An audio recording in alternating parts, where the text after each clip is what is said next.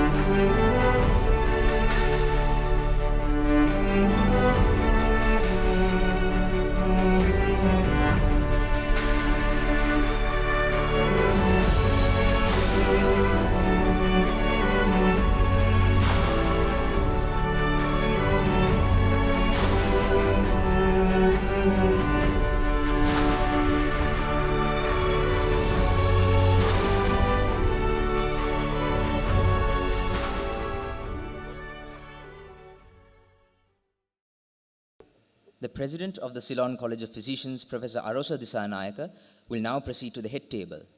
He will be accompanied by the chief guest, Senior Professor K.M. Nalin De Silva, the Ceylon College of Physicians orator for 2022, Professor S.A.M. Kularatna, and the Honorary Joint Secretaries of the College, Dr. P. Sudarshan and Dr. Dinesha Sudhasinghe.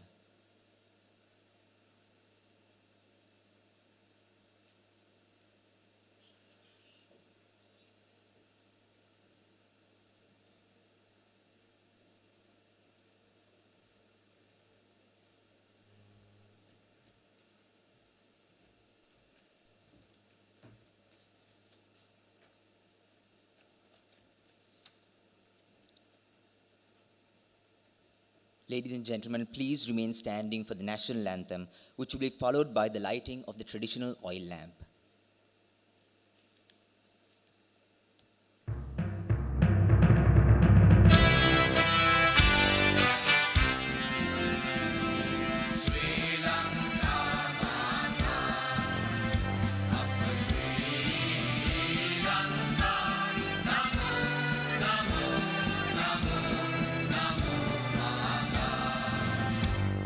Sundara Siri Bagini Suratiya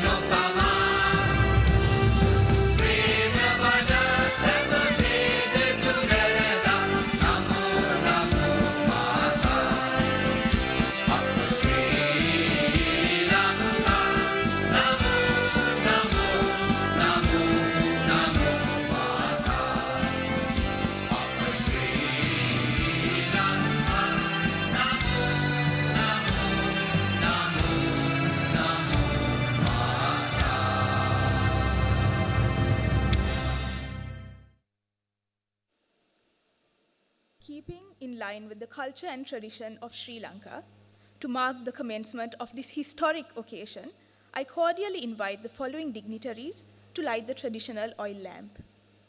President of the Ceylon College of Physicians, Professor Arosha Disanayaka. Chief guest, Senior Professor K.M. Nalin De Silva.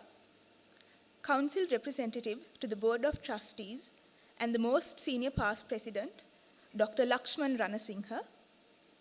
President-elect, Dr. Duminda Munidasa. CCP orator, Professor S.A.M. Kularatna. Honorary Treasurer, Dr. Dumita Govindapala. Honorary Joint Secretaries, Dr. P. Sudarshan and Dr. Dinesha Sudhusingha.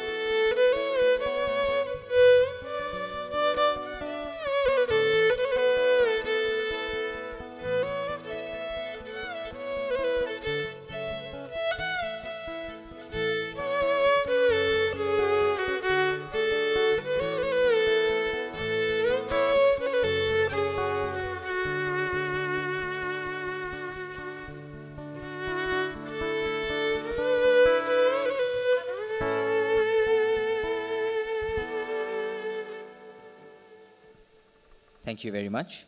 You may now take your seats. The President of the Ceylon College of Physicians, Professor Arosha Disanayaka, will now deliver the welcome address.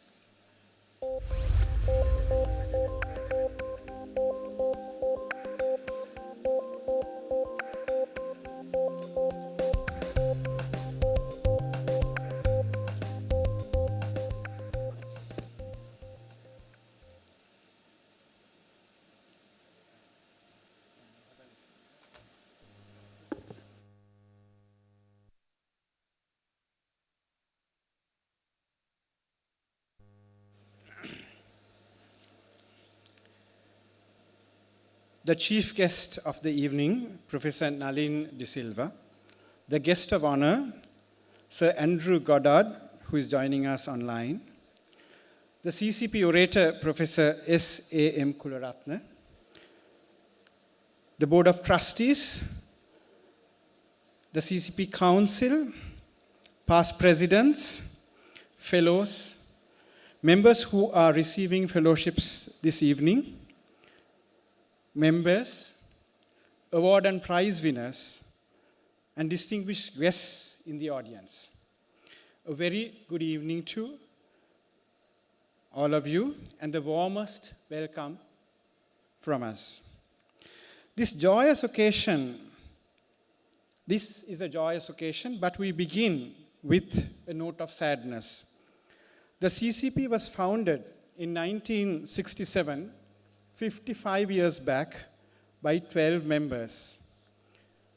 I wish to announce to you the passing away of a founder member of the CCP, Professor Channa Vijayasinghe, in Australia yesterday.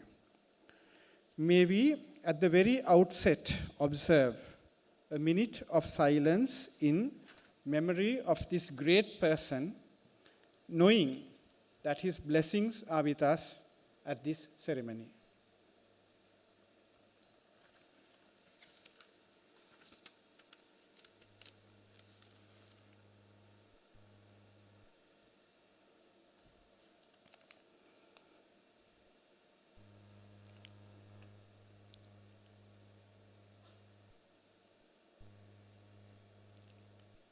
Thank you, ladies and gentlemen. I stood before you on the 25th of January this year at the presidential induction ceremony without an inkling of what catastrophe would engulf the country just a few weeks later. We as a nation in recent times withstood 2 youth insurrections, the tsunami, the Easter Sunday carnage, the COVID pandemic, and the 30-year civil war. We are a nation of resilient people and came out of all these battered and bruised, but ready to fight another day. But the last 8 months, many of you would agree, have been the most difficult period in our memories. Every single one among us was badly affected, spending hours or at times days in fuel queues, or being unable to join a queue sufficiently early due to hospital work, not having cooking gas at home to prepare a hurried meal for the children before we rushed off to find that elusive transport to get to hospital, having to stockpile food, worrying about an impending food shortage, playing our roles in political resistance movements, asking that politicians who ruined the country be held accountable, struggling with 8 to 10 hour power interruptions on a daily basis, a period where everything about tomorrow was uncertain. It is difficult to imagine worse times. Traditionally, the CCP Council meeting is held on the second Friday of every month.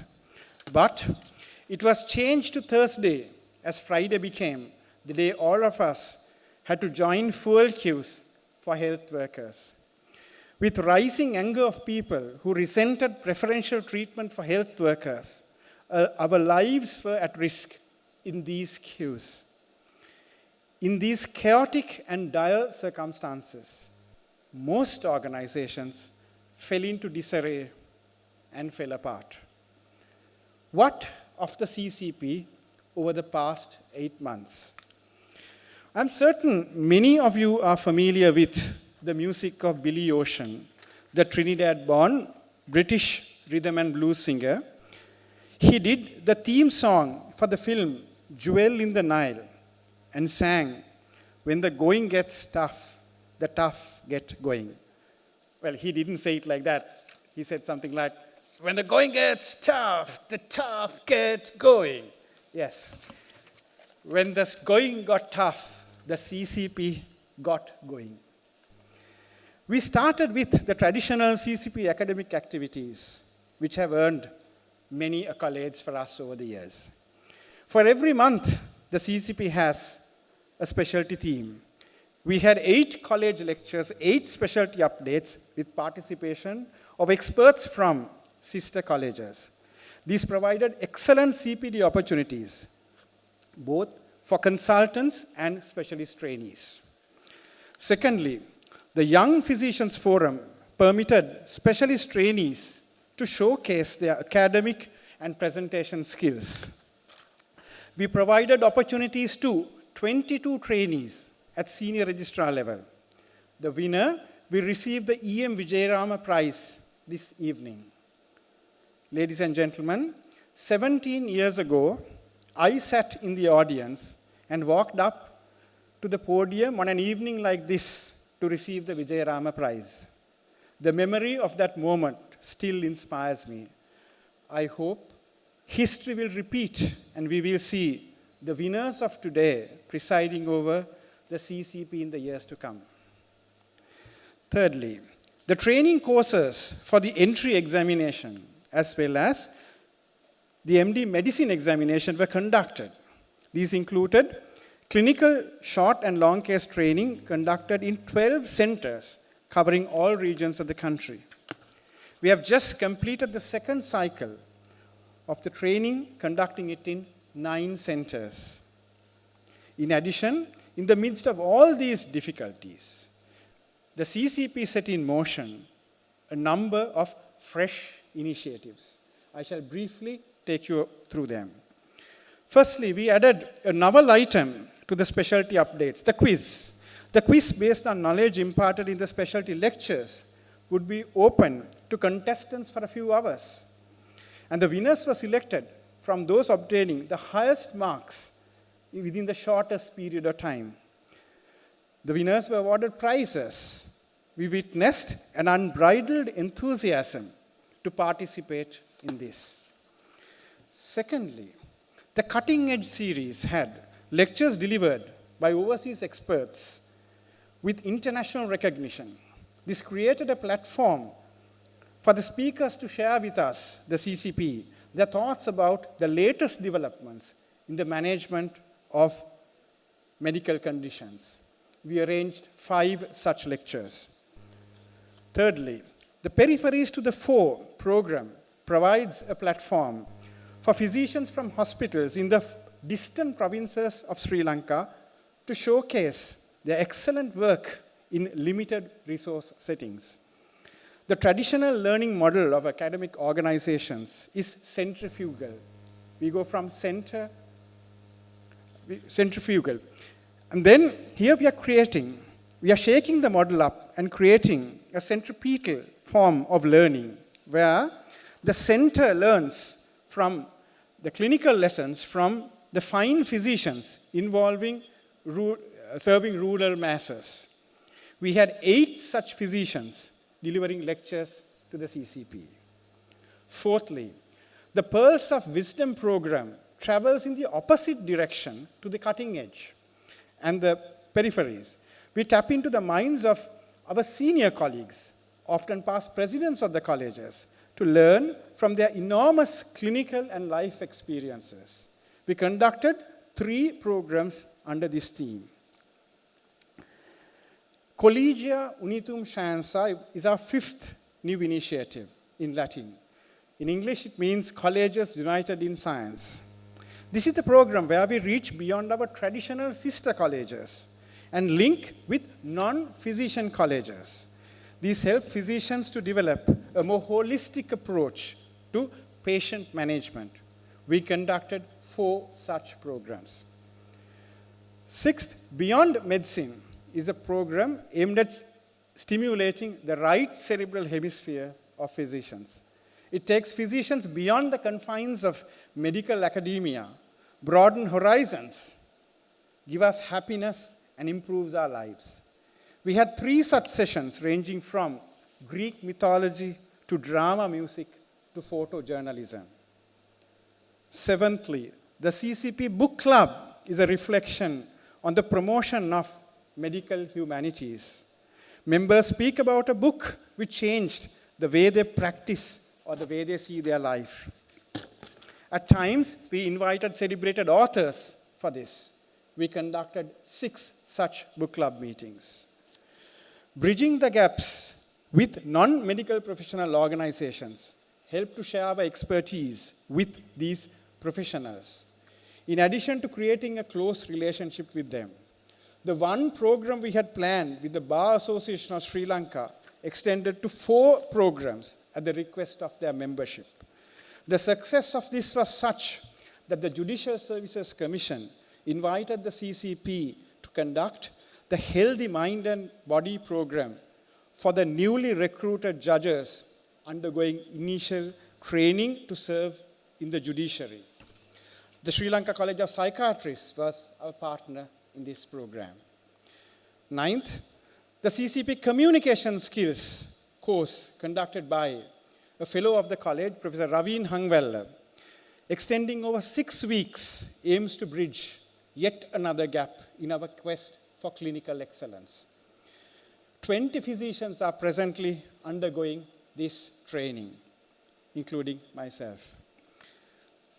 Finally, Save Lives Sri Lanka is an ambitious project launched in collaboration with a number of other specialist colleges to raise funds from overseas well-wishers for supplying medicines which are in short supply, which has crippled our hospitals.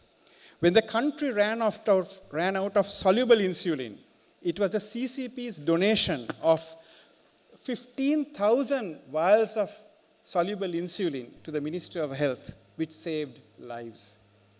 When the kidney transplant patients had no tacrolimus, it was the CCP's collaborative effort with the Sri Lanka Medical Association of North America which saved the day. Much remains to be done, and the CCP strikers are on the ball. How did the CCP manage all this while the country was in the direst of situations in an economic meltdown compounded by civil unrest? It is a philosophy we believed in. We believed in obstacles. We welcomed what stood in our way. We embraced impediments. The great Roman philosopher king Marcus Aurelius wrote in the Meditations, "What stands in the way becomes the way. The impediment to action advances action." In one word, ladies and gentlemen, it is resilience. Those who recall my address in January will remember that I listed resilience as the 4th attribute of a good doctor. Resilience means not merely surviving difficult times, but using these as a catalyst to become better than ever. The new initiatives carried out with success is ample proof that when the going gets tough, the CCP gets going.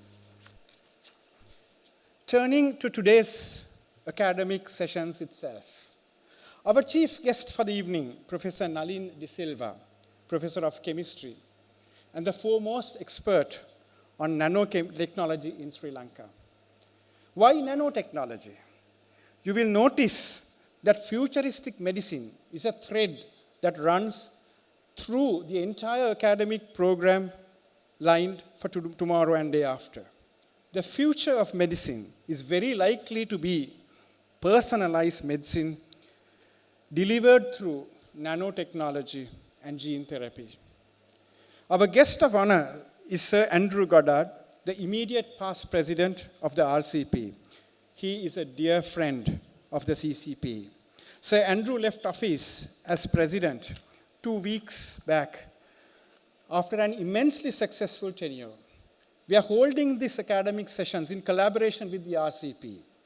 The RCP has helped us to design the session on medical leadership and also arranged some speakers for the plenaries.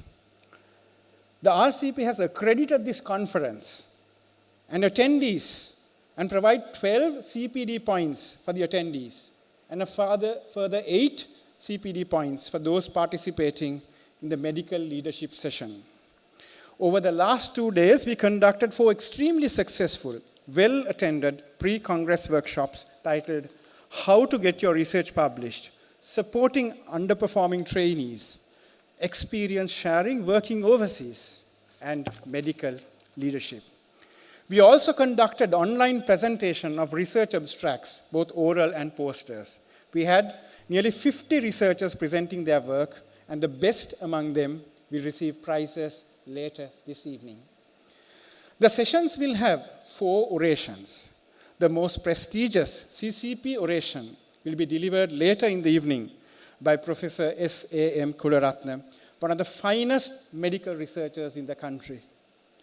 Doctors Rohita Amaravitana, Nilanka Pereira, and Inoshi Atukorala, who will deliver Professor K. Rajasurya, Dr. Cyril Fernando, and Dr. E.V. Pires memorial orations, are 3 of the finest from the next generation of medical researchers in Sri Lanka.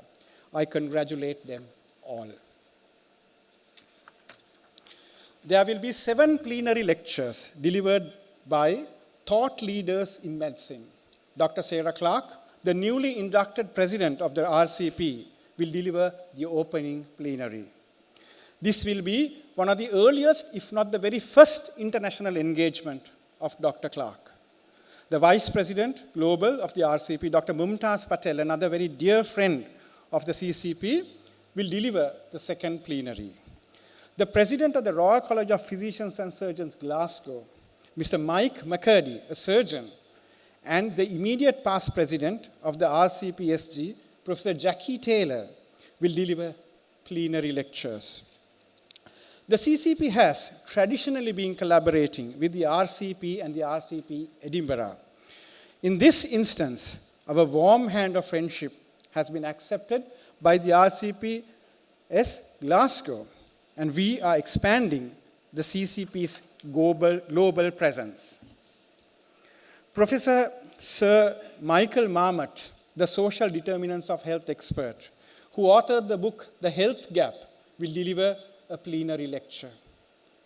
One of the world's foremost authorities on genomic medicine or personalized medicine, Professor Sir Munir Pir Mohammed, will also deliver a plenary lecture.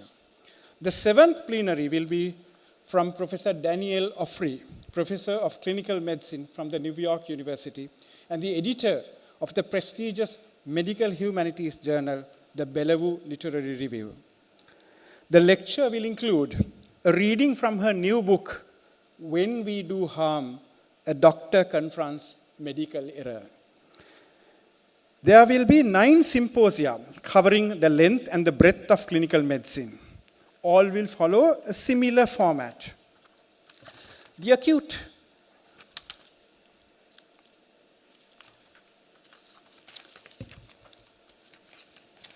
battle will cover the management of life-threatening conditions. The long war lecture covers a chronic condition where input from the specialist is needed for successful outcomes. The Frontiers to Conquer lecture provides a sneak preview of how medicine will evolve in the next 10 years within that specialty. We have speakers of the highest standing locally and internationally delivering these lectures. The 10th symposium will be on medical humanities and will include lectures on medical anthropology and poetry from Sri Lanka.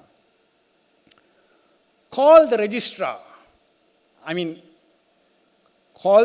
in capitals with 3 exclamation marks is aimed at our specialist trainees to enhance their knowledge and skills in managing medical emergencies. They are the battalion commanders in the wards when leading teams in emergencies. Occasionally, seasoned generals are also called upon to participate in these battles. So I invite my senior colleagues also, if possible, to join these sessions. The concluding segment of the academic proceedings will bring into focus the trials and tribulations we as a profession had to face and the most difficult questions we had to answer. the social and the political responsibility of the CCP. Two eminent and eloquent past presidents of the CCP will present opposing perspectives in the session titled, "Should the CCP Participate in Political Movements? Aragalaya, the Struggle and Beyond." Let's take this opportunity to open a discussion defining our socio-political role as the foremost professional medical specialist college in the country. Ladies and gentlemen, we have not made an academic program. We have painstakingly crafted a program that offers something for every member of the CCP to enhance their professional vistas. 2 months ago, having the annual academic sessions seemed a distant dream to all of us.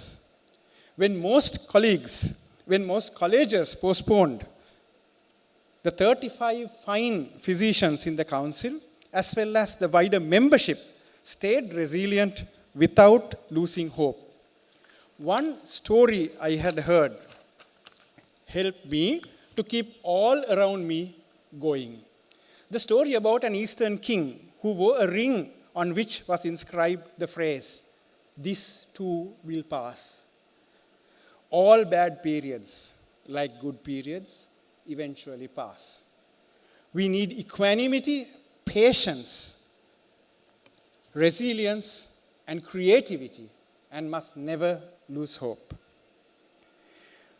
We have done our best to live up to the theme for the year, bridging gaps and crossing divides. Conducting these beautifully crafted academic sessions with such elegance after all the turmoil in the earlier months is nothing short of a miracle. This is an academic feast replete with exquisite academic delicacies.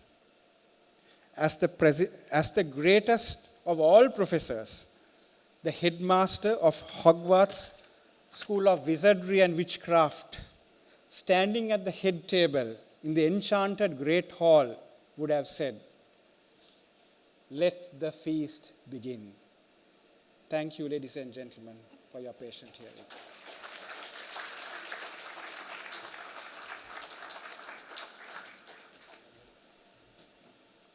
Thank you, sir.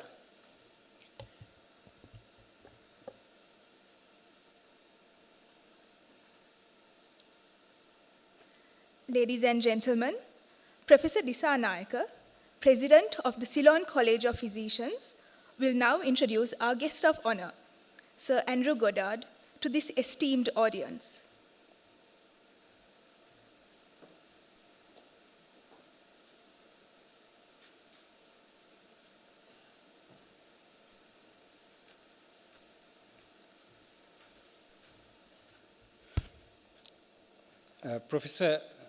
Sir Andrew Goddard will be joining us virtually. Sir Andrew Goddard is the immediate past president of the Royal College of Physicians. He is a consultant physician and gastroenterologist at the Royal Derby Hospital. After gaining an MD from Cambridge University, Dr. Goddard trained in Nottingham and was appointed as a consultant physician and gastroenterologist in Derby in 2001. His main clinical and research interests are lower GI screening, H. pylori, iron deficiency anemia, and inflammatory bowel disease. He is the chair of the British Society of Gastroenterology and Gastroduodenal Section. He was the director of the RCP's Medical Workforce Unit for 5 years until being appointed RCP Registrar in 2014. It was in that role that he visited us at our Golden Jubilee celebrations in 2017. He oversaw professional and clinical affairs both in the UK and internationally as the registrar.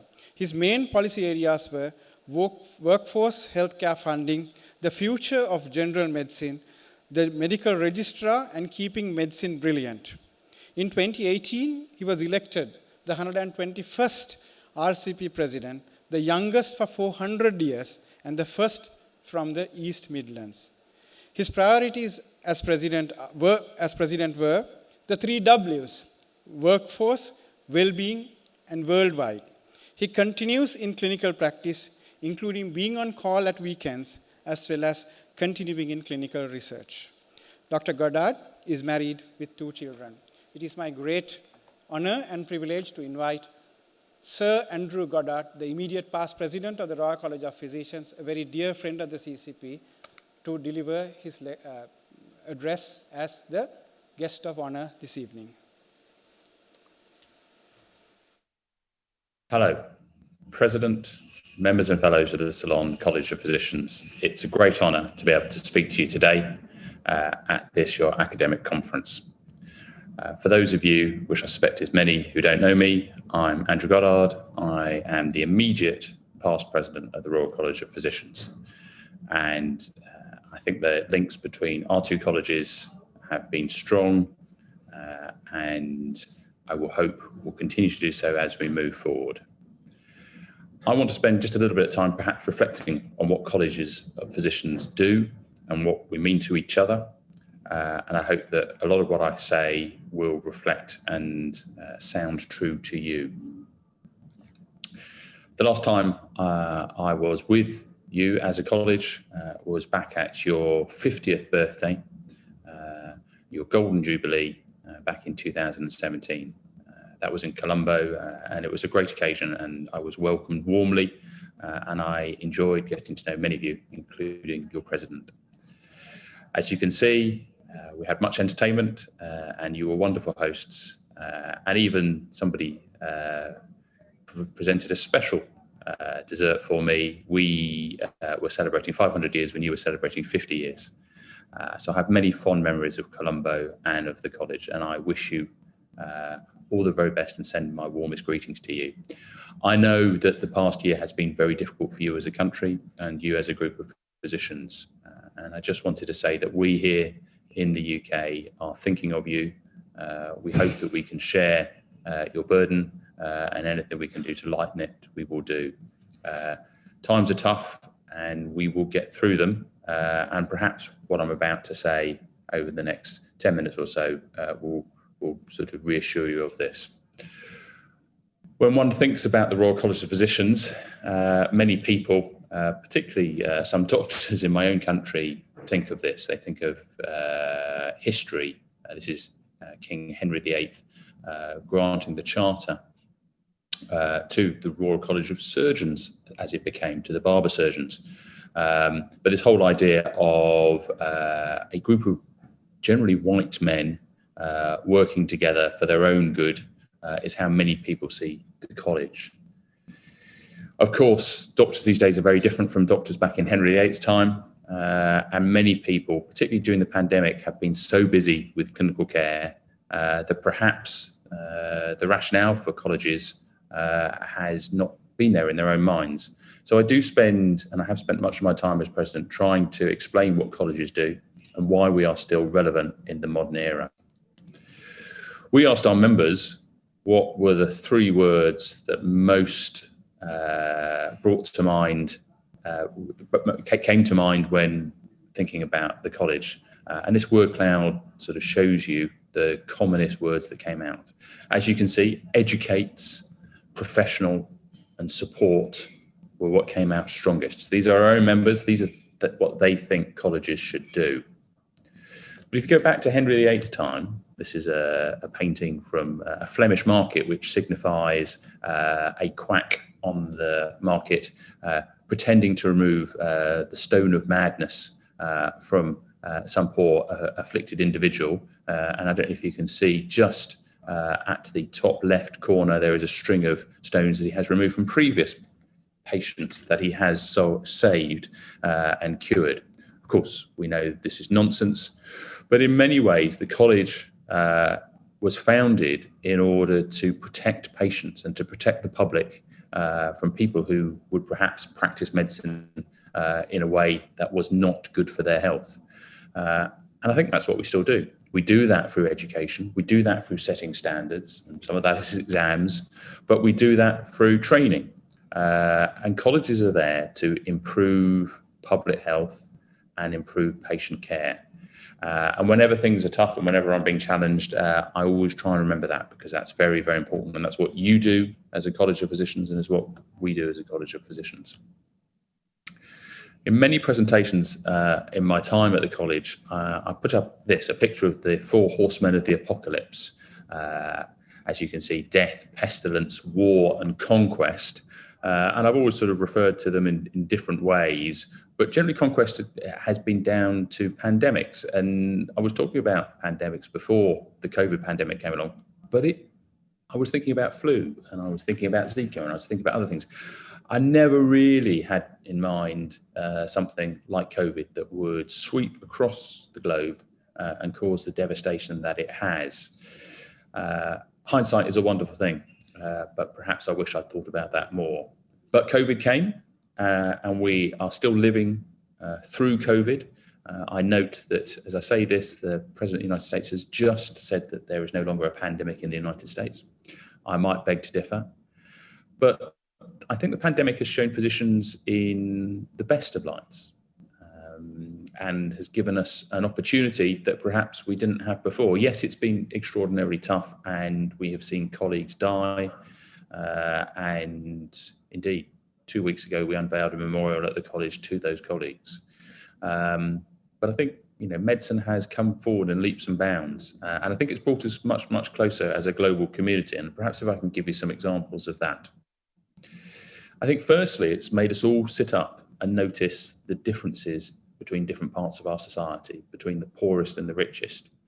So here's some data from the UK, and the blue bars show you mortality from COVID, and the grey bars show you mortality from other diseases. And as you can see on the left-hand side of the graph, we have the mortality in the richest in our society in the UK, and on the right-hand side, the poorest in our society. And there's quite clearly a linear relationship, and the poorer you are, the more likely you are to die, both from COVID, but importantly, and we've known this for decades and decades, but not really done anything about it, from all diseases. So the pandemic shone a bright light on the importance of health inequalities in our society. And those health inequalities aren't just about how hospitals and family doctor services run, but how the whole of society is, how education is, how housing is. And I think that we've got to utilise this momentum that the pandemic's given us to try and do something about health inequalities, not just here in the UK, but throughout the world. We had to change how we did things. So traditionally, we as a college would have meetings face-to-face in large conference centres. And with that, with nobody being able to travel and nobody able to meet, and today is a good example of that. Now, I'm not in Sri Lanka, not because I couldn't get there from the travel restrictions point of view, but because I'd already arranged to be in a meeting in Africa. So it's great that we are traveling again. But during the pandemic, we had to move to a virtual world. And one of the things we did right at the beginning of the pandemic was change our conference from being a face-to-face one to being a virtual one. And that actually was really useful as a way to reach across the globe. And we were able to have the same sort of conversations and the same interactions with people in Sri Lanka and Australia and India as we could with people from different cities in the country, and even people 10 miles down the road from where I was. And so that was a good leveler. And I think, these sort of communications where I can speak to you are now seen as normal. And that is a good thing, because I think it makes the world a smaller place. But I do think the pandemic has made us sort of forget about public health as well. We traditionally, certainly in the UK, and I suspect the same is true in your own country, is that politicians and those with the money will focus on secondary care and managing diseases that come through our doors as hospitals. And that is often to the detriment of funding of public health. And we've seen that in our own country for years and years. The pandemic has shown us that public health is really important, and if you have an unhealthy population, they are more likely to succumb when diseases like COVID come along.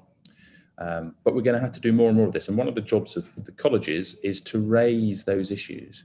I think one of the things that our college should be proudest of in our history was the report on smoking health, which was the first time that doctors said that smoking causes lung cancer and kills people, and was the start of anti-smoking legislation in our country and across the world, which has saved thousands and thousands of lives. More recently, and I was part of this report on the right, we've been focusing on air pollution, but we continue to focus on things like obesity and alcohol. And I think we as colleges can be a sound voice for reason and a lobbying voice to improving public health.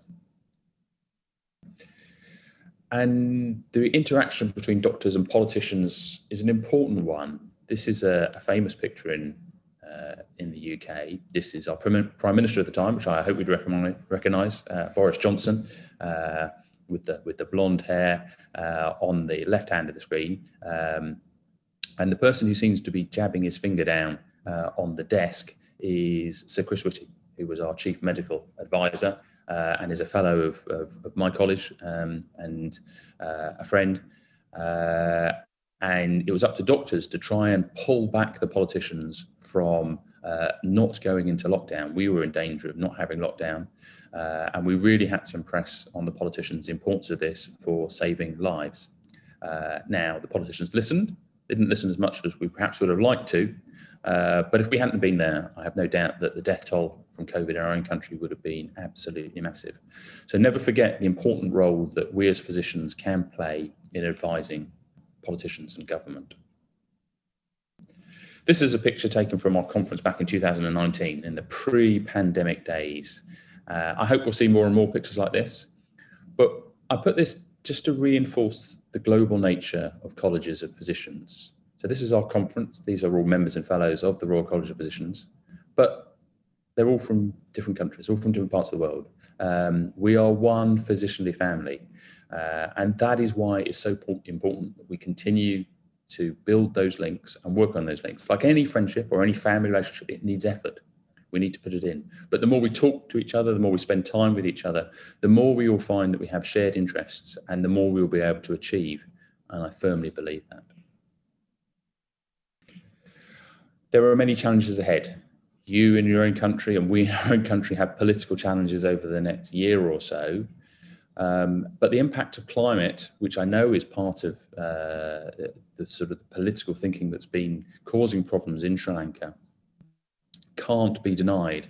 And we just have to see what's happening in Pakistan at the moment to understand that the impact on our planet of climate change is going to have a massive impact on the health of the planet's population.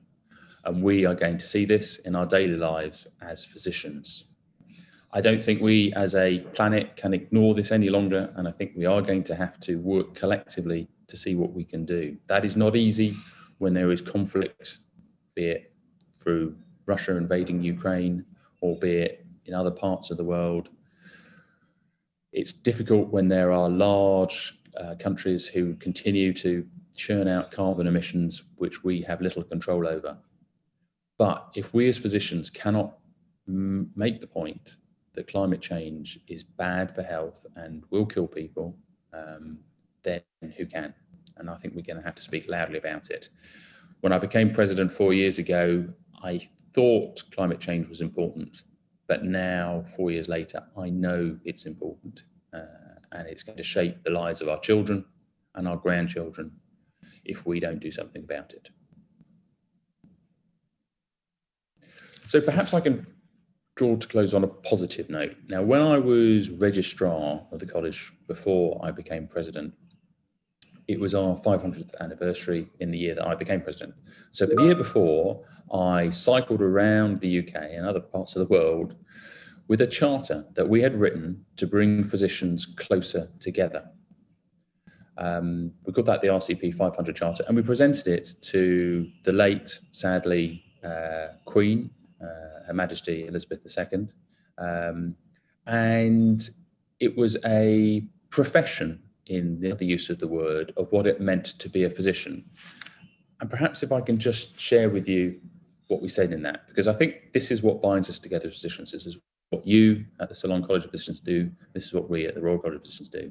That we promise to seek to provide the highest standards of patient care at all times, working with others to treat patients in the manner which we would want to be treated ourselves, and to involve patients, their families and carers in decisions about their care. We promise to train, develop and support other doctors and healthcare professionals at all career stages to champion research and innovation that improves the care we provide to patients, and to commit to our own continuous professional development throughout our careers. We promise to act as leaders to develop, influence and sustain high quality healthcare both locally and more widely, to act in our patients' and society's interests over our own, and to speak up when it's right and necessary to do so. We promise to promote good health and prevention of ill health across society, to look after our own health so that we are best placed to look after others, and to use our healthcare resources justly and wisely. I firmly believe that physicians are in a strong position to do all of these things. And if we work together across the globe as a family, we will achieve much. This is a photo from a membership ceremony where our trainees are collecting their diplomas. This was taken from late 2018, just before I took over as president. But whenever I feel that things within the world are difficult, that things within my own hospital are difficult, I try and reflect on this picture, because this is the future generation of consultant physicians. They are bright, they are intelligent, they are motivated, and they are the future. And in their hands, I think we are safe. Thank you for listening. And once again, I send you all the warmest, best wishes from ourselves here at the Royal College of Physicians. Thank you.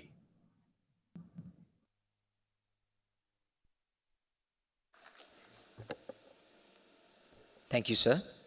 Ladies and gentlemen, the President of the Ceylon College of Physicians, Professor Arosa Dissanayake, will now introduce our chief guest for this evening, Senior Professor K.M. Nalin De Silva. Right.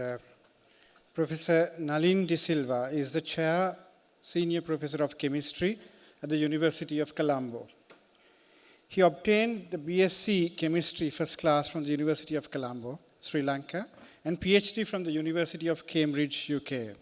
He has gained postdoctoral experience from University of Cambridge and Louisiana State University, USA. He worked as the science team leader in Sri Lanka Institute of Nanotechnology, the SLINTech, from 2012 to 2019. Upon completion of this assignment at SLINTech, he returned to his university position in 2017. He has published 100 Science Citation Index papers and has 4 US patents. His present H index is 31. He won Presidential Research Award for 10 consecutive years and a National Research Award presented by the National Research Council and the National Science Foundation. He was also named Young Scientist of the Year in 2004 by the World Academy of Sciences and the NSF.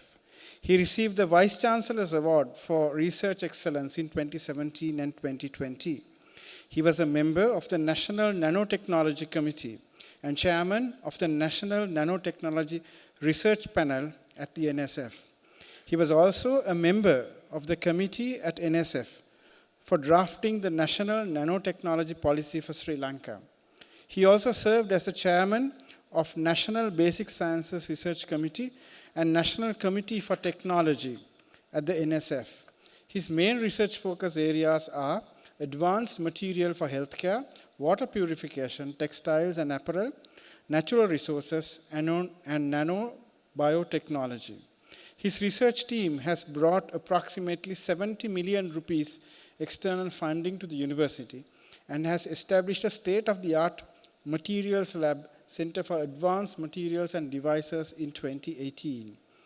Recently, he was appointed as the chair of chemistry and also as the head of the Department of Chemistry. In addition to academic activities, he was involved with sports in the Colombo University and Cambridge University. He captained both tennis and table tennis teams at the University of Colombo, 1991 and 1992 respectively. He has also played national level cricket in Sri Lanka and represented under-23 team of the University of Colombo and was a member of the Madingley Sports Club in Cambridge Junior County League, Cambridge from 1995 to 1998. He was also a member of the Cambridge University table tennis team, winning a Cambridge Blue in 1995. Recently, he was awarded with the most prestigious professional qualification, Fellow of the Royal Society of Chemistry, United Kingdom.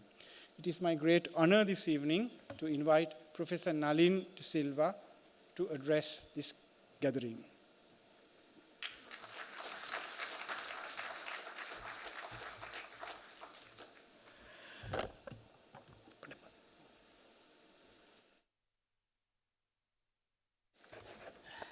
Good evening, everyone.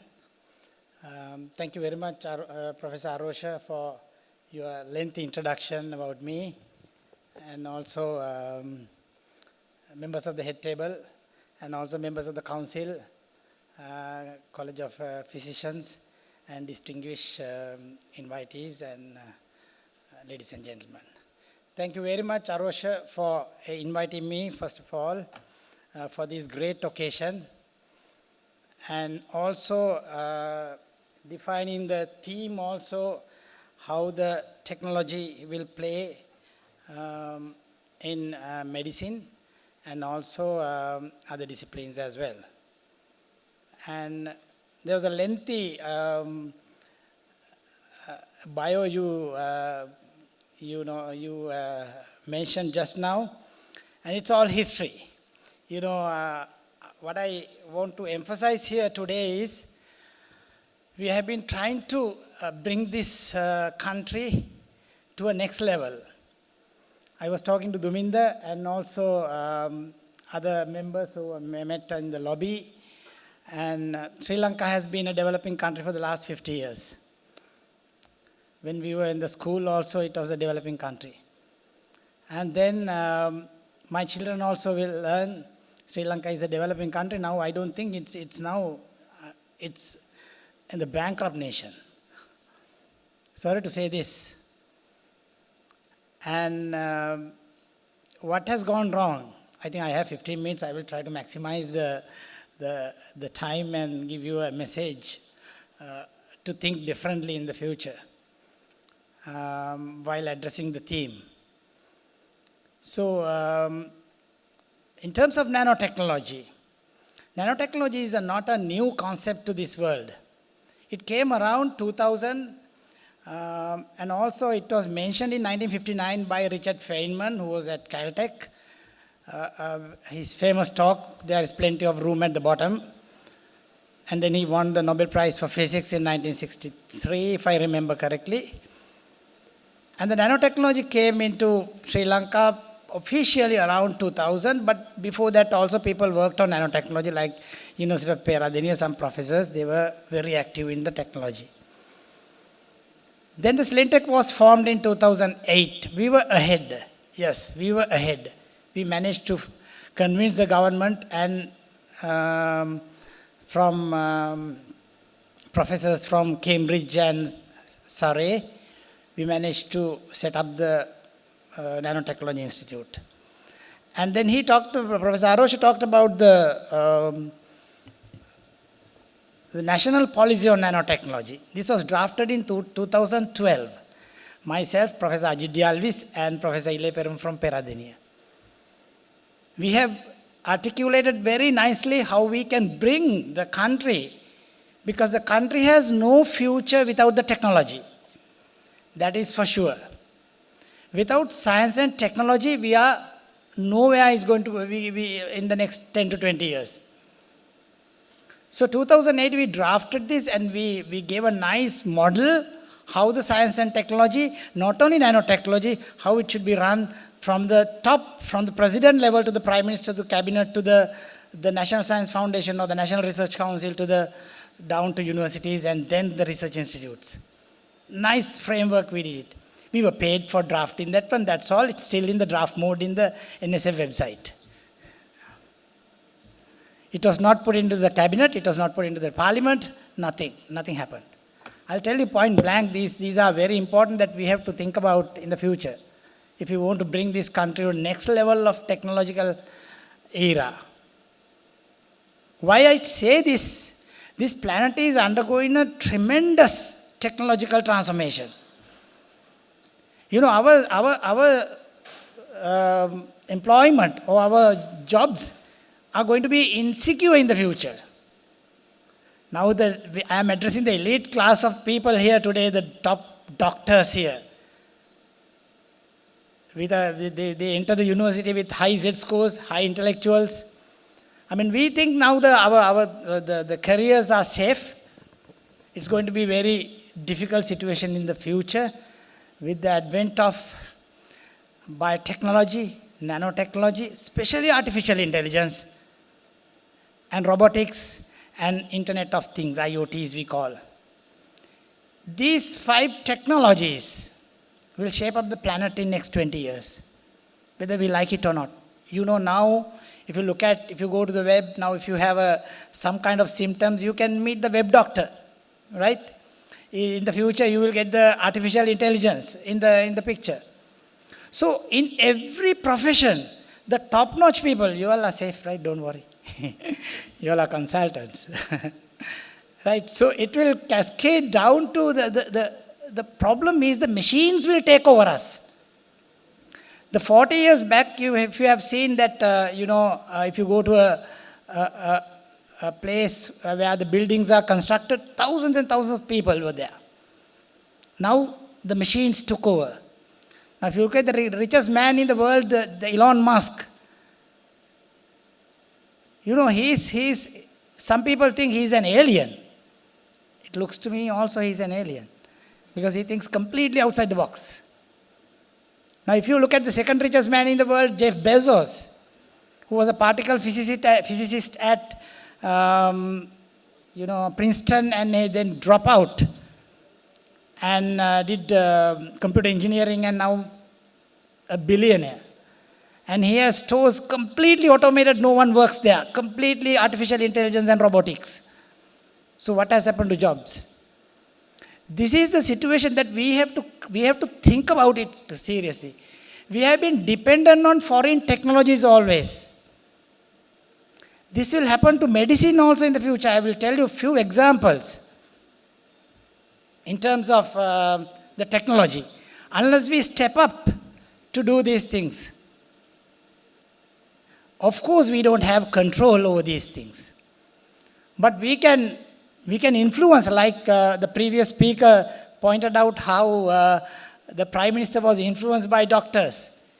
I had a picture when when I do long presentations, I had a picture on George W. Bush, surrounded by scientists. Scientists were dominating the president. Put $3 billion for 3 years for nanotechnology. He committed that. You look at the National Institute of Health, how much money is dumping to develop the new technologies. We are really in a sad situation. Because we are always behind, we try to import the technology always. But we have the best in the world. But we have not created the ecosystem to harness the maximum potential. That is why our people are really doing well in other countries. Not because the infrastructure is so set up. And our people go there and settle down there and do very well.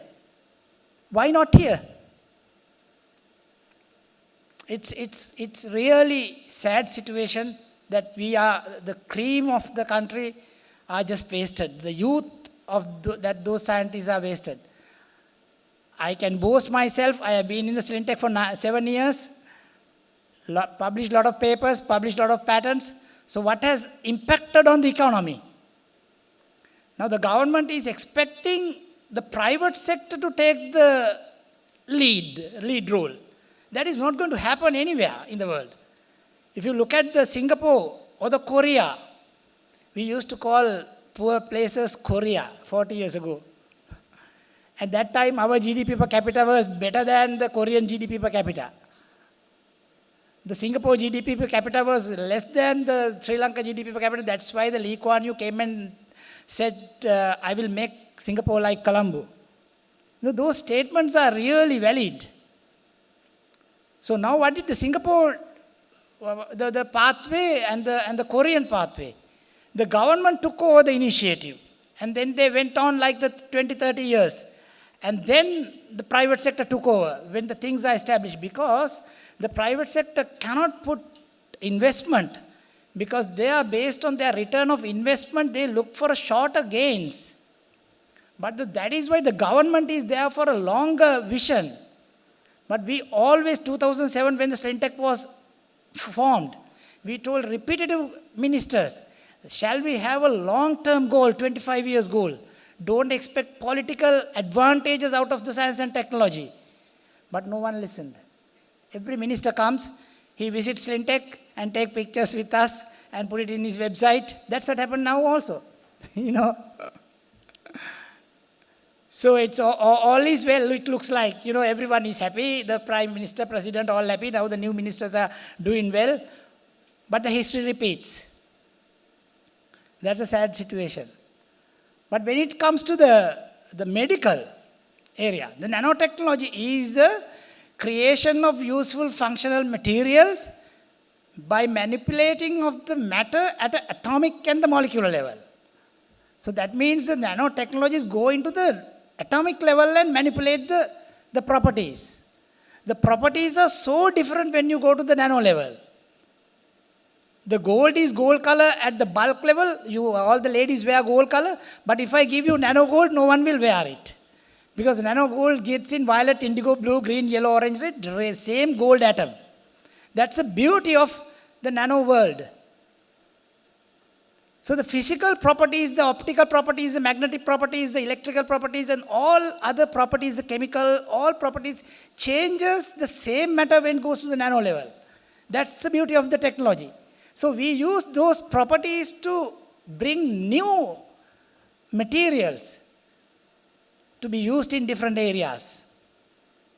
The world will face 6 problems in the future. The energy crisis. Already we are experiencing. We have been telling for last 10 years, we are a blessed country with sunlight. We have the specialist nanotechnologists who are working on solar cells, including myself. I abandoned my solar cell projects because the government is not interested. No money for solar cell research. But the professors from Peradeniya, from Jaffna, we have a lot of people working there. But we are all dependent on the fossil fuels. Now we know what has happened to us when we are dependent on the fossil fuels. We have no end. Silicon semiconductor technology, the prices are going down, the solar cell prices. Those are in cents now, one panel in China. We need a one-time investment, 25 years, but no one listened. Recently we had a discussion with the Norway government. The Norway embassy was initiating a program to give us floating solar panels. We have a lot of stagnant lakes in this country. But we had a strong meeting with government representatives, with the Norwegian embassy. But none of us in the south were not interested. Now if you go to Kilinochchi, you will see the floating solar panels. Because they initiated and they took it, University of Jaffna. The University of Jaffna means the northern province they decided, but it attached to the University of Jaffna and they put it. If you go down the northern area, you will see floating solar panels. But that is one problem. Then the food crisis. And then the water crisis. The energy crisis is cascading down to all problems. And then the last one, I will make it, I have maybe a few minutes more, 5 minutes. The cures for diseases such as cancer and the COVID and all other things. So that will come to the drug delivery for cancer cells. That's one area.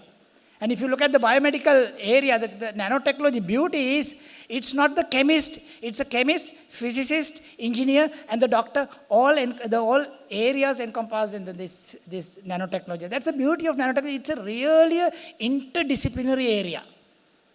The point that I want to make here is now, if you look at the biomedical applications, like we use the biomedical imaging for diagnostics. Like for example, you can fabricate a gold nanoparticle and a silver nanoparticle and just send it to a cancer cell, and when it binds to the cancer cell, it gives you a color. So you can diagnose very easily at a nanomolar level. Very small, minute level you can diagnose because it gives you a signal back. So that's for diagnostics. And we can make sensors, biosensors. And the drug delivery systems. And the regenerative medicine like the artificial organs. You know, those are really cutting edge work these days elsewhere. What lacking for us is at the moment now. Now, for example, now we some of the work that we do, we work on drug delivery systems. The maximum what we can do is we develop drug delivery systems where we can selectively deliver doxorubicin or any other drug to the cancer cell. That technology is available now. Because the cancer, you know, when you give a drug, it goes everywhere in your body and then it kills the good cells, it kills the bad cells, everything. But it's not selective. But the nanotechnology is such you can make it the drug delivery is selective. It will not attack the cancer cells. It will not attack the normal cells. You can either deliver through a receptor system or you can deliver through a magnetic way. The simplest form is you can take a magnetic nanoparticle like the iron oxide nanoparticle and you fabricate the particle with a drug, you inject it, use external magnetic field to deliver the drug to the cancer cell without any problem. That technology is available. National Institute of Health is doing a lot of research on these aspects. And it can be pH dependent delivery, you can do it. So then the regenerative medicine like, you know, artificial organs and so on. The first person to, there is a technology called electrospinning. You can make tissues using the electrospinning technology. You can use like a mats, you know. So you can synthesize artificial organs. Even we are working with University College London, School of Pharmacy in England. And we work on these things. The first person to electrospin live cells is a Sri Lankan in UCL engineering department, Professor Suwan Jayasinghe. Sri Lankans are flourishing elsewhere. So point is, the artificial organs will come in handy in the future. Elsewhere, not in this country at the moment. So that is why we were planning to have an interdisciplinary program. My former Vice Chancellor is here, Professor Chandrika. And we wanted to look like the bioengineering. You know, it was a program put forward by the Faculty of Medicine, Faculty of Science, University of Colombo School of Computing, and University of Colombo Institute of Biochemistry, Molecular Biology, and Biotechnology. 4 entities were joined, put this, the program. The bioengineering is a very important area in the future. Like I told that we develop the drug vehicles, drugs, and we deliver it, and we examine in vitro, and that's all. We publish, finish, patent it, finish. How can we take forward to the clinical level? That's the most important thing. It's not in this country at the moment, clinical trials. Without clinical trials, we cannot claim the drug to be active against X or Y, Z cancer. So there we stop it, and we are not. That is where the doctors, the physicians, and the other specialists can play a pivotal role in this program. So I will not take you further, Arosha, and there are other speakers also. And again, this technology, you know, not only the nanotechnology, the biotechnology, all technologies will play a huge role in the development of this country. But again, without a vision has to be, in nanotechnology we talk about the top-down and the bottom-up. What I believe is the top-down is the vision that the Singapore was brought into $50,000 GDP per capita. Now what I'm thinking is now, shall we do bottom-up? Shall we change individually? And let's see, it will cascade upwards. And then we'll see the bottom-up like the nanotechnology, the chemist model. So the final advice to the young doctors, you may be planning to go abroad. You know, it's good for training. I talked to Arosha also, 99% will not return. But remember that life is a problem. Leaving this country is a choice, not because of any other things. That's your choice. The problem is associated with your soul, according to the Buddha. Wherever we go, we solve a problem. The only difference is you solve a different set of problems in England, different set of problem in Sri Lanka. So there will be a problem set. So make sure that the problems will never end when you go there. But even if you go there, please look after your alma mater, look after your country, support us with a word or organizing events. And that's what we as Sri Lankans who are working here expect from the people who are planning to go abroad. Thank you very much again, Arosha, for inviting me, and Dinesha for tolerating me for my message. And thank you everyone for listening to me. Thank you.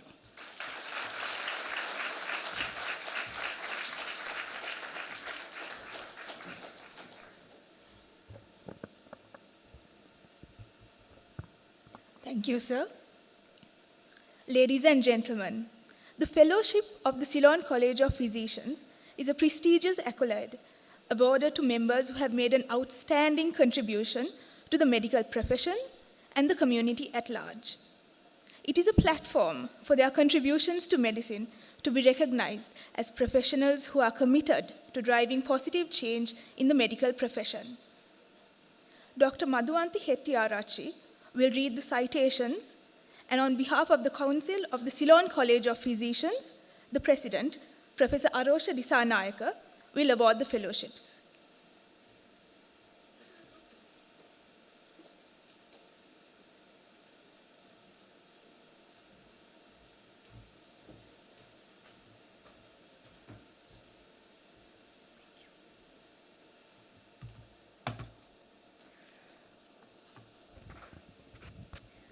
President Sir, members of the Council, ladies and gentlemen, it is my privilege and honor to present the following members of the College who will be conferred the Fellowship of the Ceylon College of Physicians this evening. Dr. Anuruddha Aryavangsha, MBBS, MD, MRCP, MRCPS, FRCP, Edinburgh. Dr. Aryavangsha graduated from the University of Caledonia in 2000. He obtained his MD in Internal Medicine in 2007 and board certification in General Medicine in 2009. Dr. Aryavangsha is currently working as a consultant physician at Teaching Hospital Peradeniya. He has worked in many hospitals in several parts of the country and actively contributed in patient management during the COVID pandemic. He has several scientific communications at regional meetings to his credit. He is an examiner for undergraduates and MRCP PACES examiner in the UK. He has completed an international training fellowship in respiratory and acute general internal medicine in Birmingham and worked as a specialty doctor in stroke medicine at East Sussex NHS Trust. He was a council member of Ceylon College of Internal Medicine. He was the captain of his school cricket team. President Sir, members of the Council, ladies and gentlemen, may I now present Dr. Anuruddha Aryavangsha for the Fellowship of the Ceylon College of Physicians.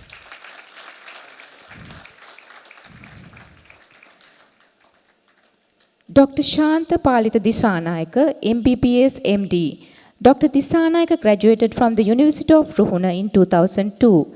He was awarded the Jayashree Rasaputram Award for the Best Performance in 3rd MBBS. He obtained his MD in Medicine in 2009 and board certification as a specialist in rheumatology and rehabilitation in 2012. He is currently working as a consultant rheumatologist at Teaching Hospital Karapitiya. He has worked in several hospitals in many parts of the country and contributed to uplift the standards of patient care in rheumatology and rehabilitation. He has many scientific communications at regional and national meetings to his credit. He is an examiner for undergraduate students. He was a council member in the College of Specialists in Rheumatology and Rehabilitation Sri Lanka for the last 3 consecutive years. He is interested in hiking and photography. President Sir, members of the Council, ladies and gentlemen, may I now present Dr. Shantha Palita Disanayaka for the Fellowship of the Ceylon College of Physicians.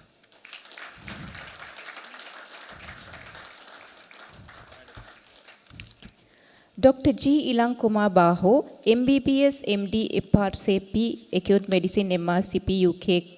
Dr. G. Ilang Kumar Baho graduated from the University of Jaffna in 1998. He obtained his MD in Internal Medicine in 2005 and board certification as a specialist physician in General Medicine in 2007. Dr. Ilang Kumar Baho is a full-time clinician. Currently, he is working as a consultant physician at DGH Vavuniya. He has given his contribution towards upliftment of healthcare facilities in several hospitals in many parts of the country. He was awarded the most innovative outstation physician in 2011 by the Ceylon College of Physicians. He was nominated for Registrar of the Year award by Goulburn Valley Health Victoria, Australia in 2011. He is an examiner for undergraduate students. He was the president of the Medical Student Union during the undergraduate period. He was a runner-up in Rhodes Championship, Jaffna District 1993.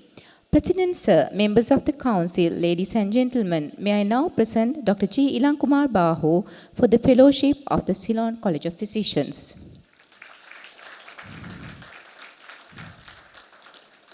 Dr. D.M.C. Gamage, MBBS MD. Dr. D.M.C. Gamage graduated from the University of Kelaniya in 1999 with second class honours. He obtained his MD in medicine in 2008 and board certification as a specialist physician in general medicine in 2010.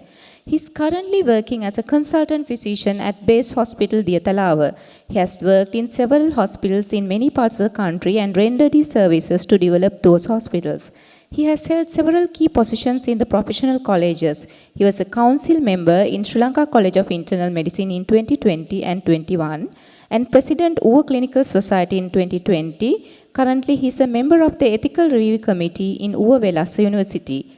President Sir, members of the Council, ladies and gentlemen, may I now present Dr. D.M.C. Gamage for the Fellowship of the Ceylon College of Physicians.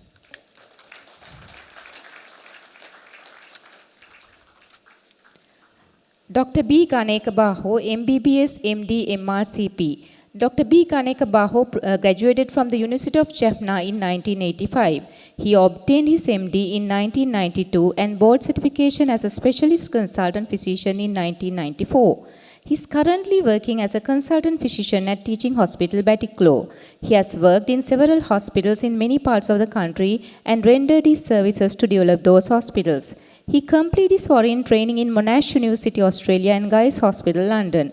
At present, he is in charge of the Accident and Emergency Unit and working as a consultant for the outpatient department at Teaching Hospital, Batticaloa. In addition, he is training the medical officers in postgraduate studies. President Sir, members of the Council, ladies and gentlemen, may I now present Dr. B. Ganek Baho for the Fellowship of the Ceylon College of Physicians. Dr. Kusala Samarasinghe Gunasekara, MBBS MD, MRCP, FRCP Edinburgh, FRCP London, MRCP UK Rheumatology. Dr. K.S. Gunasekara graduated from the University of Colombo in 2005 with second class honours. He obtained his MD in medicine in 2012 and board certification as consultant rheumatology and rehabilitation in 2015. Currently, he is working at the Teaching Hospital, Ratnapura. He was a council member of Ceylon College of Physicians and Sri Lanka College of Specialists in Rheumatology and Rehabilitation. He is a member of the Specialty Board in Rheumatology and Rehabilitation at Postgraduate Institute of Medicine. He serves as a visiting lecturer at Faculty of Medicine, Sabaragama University and Faculty of Medical Sciences, University of Sri Javadanapura. He is involved in undergraduate clinical training. He was appointed as MRCP PACES examiner by the RCP London this year. President Sir, members of the Council, ladies and gentlemen, may I now present Dr. Kusala Samarasinghe Gunasekara for the Fellowship of the Ceylon College of Physicians. Dr. Bentara Vitanage Hasheni, MBBS MD. Dr. Hasheni graduated from the University of Ruhuna in 2002 with second class honours and 3 distinctions. She was awarded the Christy Dias Pereira Memorial Gold Medal for the best performance in pathology in 2001. She obtained her MD in medicine in 2008 and board certification as a specialist physician in general medicine in 2010. She is currently working as a resident physician at Teaching Hospital, Karapitiya. She has worked in several hospitals in many parts of the country and has contributed towards development. She has more than 10 scientific communications at regional meetings. She has publication in peer-reviewed journals. Her team won the best pre-paper by medical students in GMA annual sessions in 2001. She is an examiner for undergraduate students. She has been a council member in Goa Medical Association in 2019 and 2021. She has contributed in public health education programs and has interest in swimming, reading, and painting. President, Sir, members of the Council, ladies and gentlemen, may I now present Dr. Bentara Vitanage Hasheni for the Fellowship of the Ceylon College of Physicians.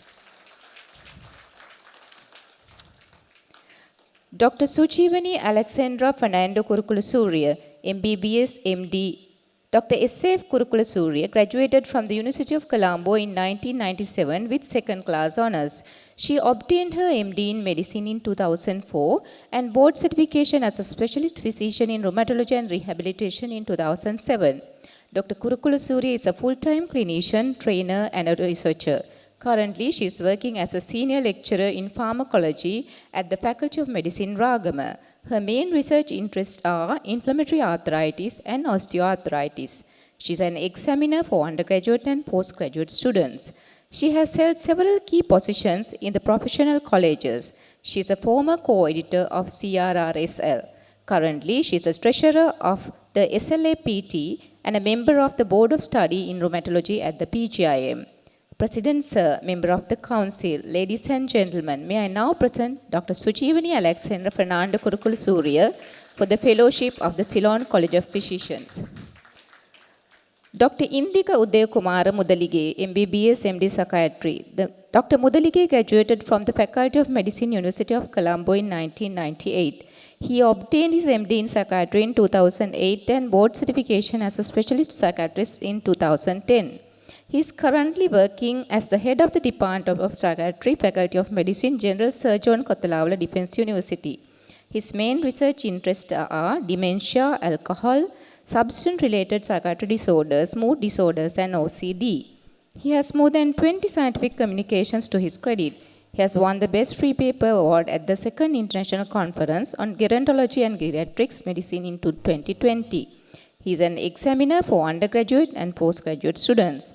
He had been a council member in CCP. He is a member of the Ethical Review Committee at KDU. He has been the advisor for several programs and organizations related to his area of interest. He has published and edited several books. He plays chess and cricket and represented his school and the faculty. President, Sir, members of the Council, ladies and gentlemen, may I now present Dr. Indika Udayakumara Mudalige for the Fellowship of the Ceylon College of Physicians. Prof. L.P. M.M.K. Patirage, MBBS, MD, MRCP, UK. Prof. Patirage graduated from the University of Peradeniya in 2003 with second class honors.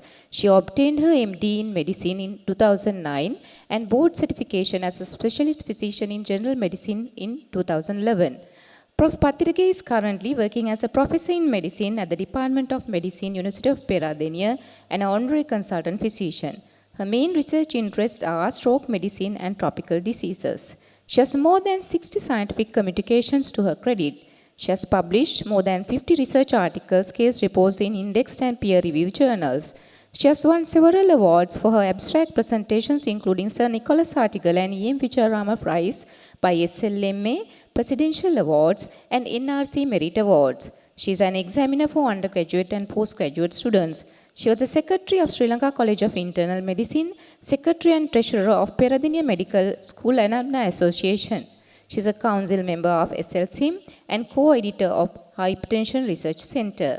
President, Sir, members of the council, ladies and gentlemen, may I now present Prof. L.P. M.M.K. Patirage for the Fellowship of the Ceylon College of Physicians. Dr. Sivadarsha Padmanathan, MBBS, MD. Dr. S. Padmanathan graduated from the University of Jaffna in 2004 with second class honors and 6 distinctions. She was awarded the University Prize for the Best Student in 3rd MBBS examination, Nadaraja Memorial Prize and University Prize for the Best Performance in the final MBBS, and Nandi Gold Medal for the overall best performance at all examinations. She obtained her MD in medicine in 2010 and board certification as a specialist physician in endocrinology in 2013. She is currently working as a consultant endocrinologist at National Hospital of Sri Lanka. Her main research interests are pituitary and neuroendocrine tumors. She has more than 50 scientific communications to her credit. She has published many articles in indexed and peer-reviewed journals. She is an examiner for undergraduate and postgraduate students. Currently, she is the joint editor of the Sri Lanka Journal of Diabetes, Endocrinology and Metabolism. She was a member of the Specialty Board in Endocrinology and a member of the Guideline Committee. President Sir, members of the Council, ladies and gentlemen, may I now present Dr. Sivadarsha Padmanathan for the Fellowship of the Ceylon College of Physicians. Dr. Jebanandi Ananda Selvam Pradeepan, MBBS, MD, FRSCP. Dr. J. Pradeepan graduated from the University of Jaffna in 2004 with second class upper division honours. She was awarded the University Prize for the best performance in the third MBBS examination. She obtained her MD in Medicine in 2009 and board certification as a specialist physician in general medicine in 2011. She is currently working as a senior lecturer in medicine and honorary consultant physician at the University Medical Unit, Teaching Hospital, Jaffna. Her main research interests are infectious disease, non-alcoholic fatty liver disease, palliative and end-of-life care support. She has a commendable number of scientific communications at regional, national and international meetings to her credit. She has published articles in peer-reviewed journals. She is an examiner for undergraduate and postgraduate students. She is a council member and editor of Jaffna Medical Association. She is interested in music and photography and was a member of the University Chess team. President Sir, members of the Council, ladies and gentlemen, may I now present Dr. Jebanandi Anandaselvam Pradeepan for the Fellowship of the Ceylon College of Physicians. Dr. M.B. Fazlur Rahman, MBBS, MD, MRCP. Dr. M.B.F. Rahman graduated from the University of Peradeniya with second class honours and 4 distinctions in 1998. He was awarded the Irene Marlanda Panaboki Memorial Prize for the best performance in pathology in 1997. He obtained his MD in medicine in 2007 and obtained board certification as a consultant cardiologist in 2011. Dr. Rahman is currently working as a general and interventional cardiologist at Institute of Cardiology, National Hospital of Sri Lanka. He has worked in several hospitals in many parts of the country and has contributed towards the upliftment of healthcare. His main research interests are in intervention and diagnostic cardiology. He has published several research articles in peer-reviewed journals and presented free papers in local and international forums. He is one of the principal investigators of ongoing international hypertension study. He worked as a trainer and an examiner for undergraduate students. He was a council member and a committee member in Sri Lanka College of Cardiology from 2018 to 2019. President Sir, members of the council, ladies and gentlemen, may I now present Dr. M.B. Fazlur Rahman for the Fellowship of the Ceylon College of Physicians. Dr. Mohammad Nisa Mohammad Rushdie, MBBS, MD, MRCP. Dr. M.N.M. Rushdie graduated from the University of Kelaniya in 2004 with second class honours with distinctions in parasitology. He obtained his MD in 2010 and board certification as a specialist nephrologist in 2014. Dr. Rushdie is a full-time clinician and currently working as a consultant nephrologist at Colombo South Teaching Hospital. He has worked in several hospitals in many parts of the country and has contributed towards establishing satellite dialysis units in eastern and southern provinces. His main research interests are glomerular disease and post-transplant infections. He has many scientific communications at regional, national and international meetings to his credit. He is an examiner for undergraduate and postgraduate students. He has held several key positions in Sri Lanka Society of Nephrology and is a council member of the Specialty Board of Nephrology of PGIM. President Sir, members of the council, ladies and gentlemen, may I now present Dr. M.N.M. Rushdie for the Fellowship of the Ceylon College of Physicians. Dr. Ankokavala Gamage Vijendra Sandeepana, MBBS, MD, MRCP, UK. Dr. Sandeepana graduated from the University of Peradeniya in 2002 with second class honours. He obtained his MD in General Medicine in 2009 and board certification as a specialist physician in General Medicine in 2011. He is currently working as a consultant physician at the District General Hospital, Ambilipitiya. He has worked in several hospitals in many parts of the country and has contributed towards development of those hospitals. He has published 6 research articles in peer-reviewed journals. He is an external examiner for undergraduate students. He is the current president of the Vallava Clinical Society and the immediate past president of the Hill Country Clinical Society. He is a council member of the Sri Lanka College of Internal Medicine. He was a member of the expert committee in making national diabetic guidelines. President, sir, members of the council, ladies and gentlemen, may I now present Dr. Ankokkavala Gamage Vijendra Sandeepana for the fellowship of the Ceylon College of Physicians. Dr. Rajanandini Thambipille, MBBS MD. Dr. R. Thambipille graduated from the University of Jaffna in December 2000. She obtained her MD in medicine in 2009 and board certification as a specialist in rheumatology and rehabilitation in 2012. Dr. Thambipille is a full-time clinician. She is working as a consultant rheumatologist at Colombo South Teaching Hospital. She has worked in several hospitals in many parts of the country and has contributed towards development of those hospitals. She is an examiner for undergraduate students. She is a member of the expert committee of APLR on crystal-related arthritis and a member of the College of Rheumatology Sri Lanka. President, sir, members of the council, ladies and gentlemen, may I now present Dr. Rajanandini Thambipille for the fellowship of the Ceylon College of Physicians.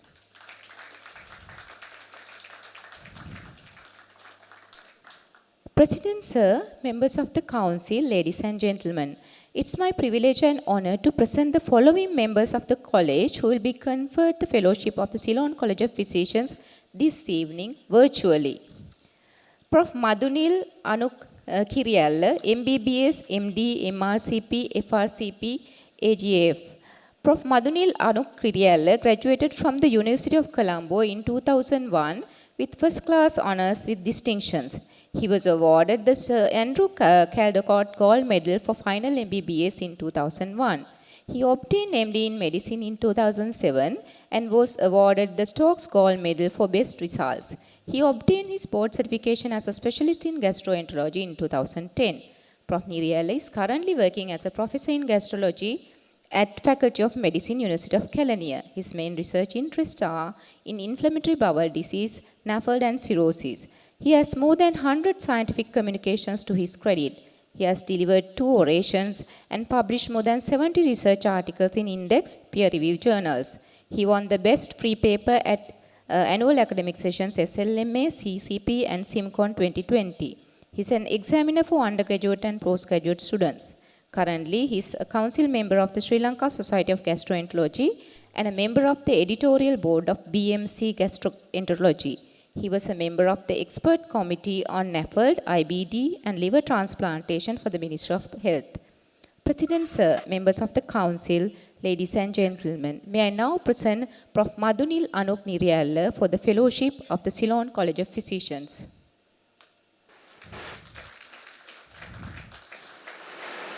Dr. Janaka Prasad Vitanage, MBBS, MD, MRCP UK, MRCPE, MRCP Specialty Certificate in Acute Medicine. Dr. J.P. Vitanage has graduated from the Faculty of Medicine, University of Colombo in 2003 and he obtained MD in Medicine in 2010 and board certification as a specialist physician in general medicine in 2012. He is currently working as a locum consultant in acute medicine at Tameside General Hospital in UK.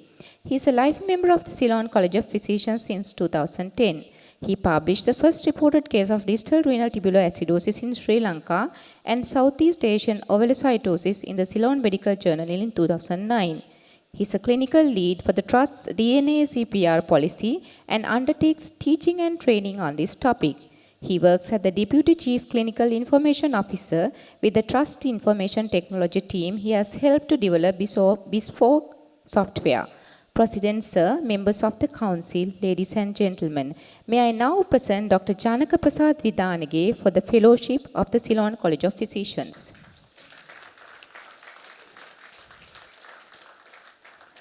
The following members are awarded the fellowship of CCP in absentia. Dr. Valavige Taranga Pradeep Gunasekara, MBBS MD, Dr. PTMK Harish Chandra, MBBS MD MRCP, Dr. NMM Navaratna, MBBS MD MRCP. Thank you.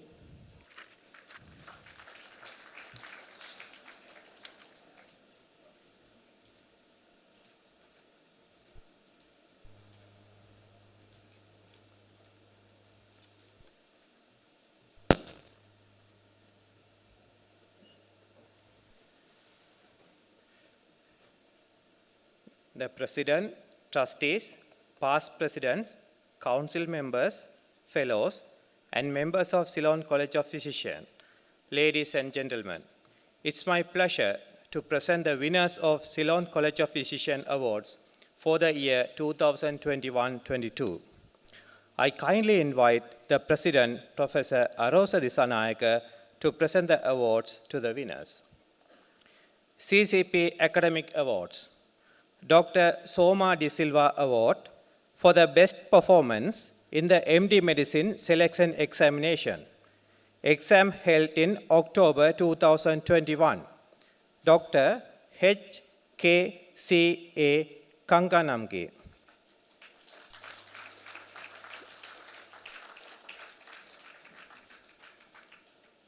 Exam held in December 2021. Dr. W.L.P. Pereira. Exam held in May 2022, Dr. P.S. Ruan Patirana.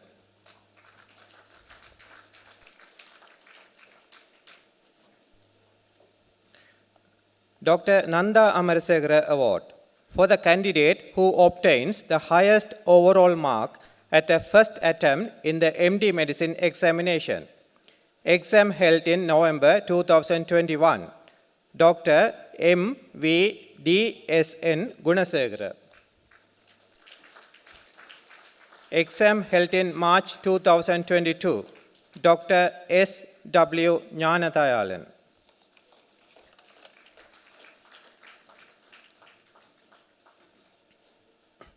Ceylon College of Physicians Awards. Young Physician Forum for the year 2021-22, Dr. E. M. Vijayarama Award for the best presentation in Young Physician Forum. Dr. S. Vidushan, Senior Registrar in Neurology, and his topic was an unusual CNS infection, a ticking time bomb. Merit Awards for the Young Physicians Forum goes to 3 candidates.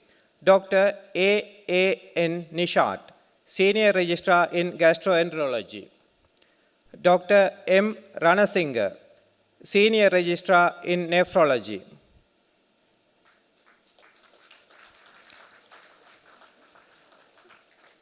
Dr. A.W. Vikramarachi, Senior Registrar in Endocrinology.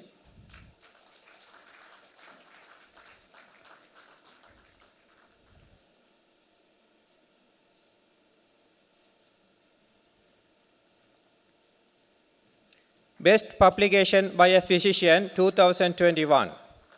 This was chosen by a panel of judges from research articles published in reputed international scientific journals authored by members of Ceylon College of Physicians during the year 2021.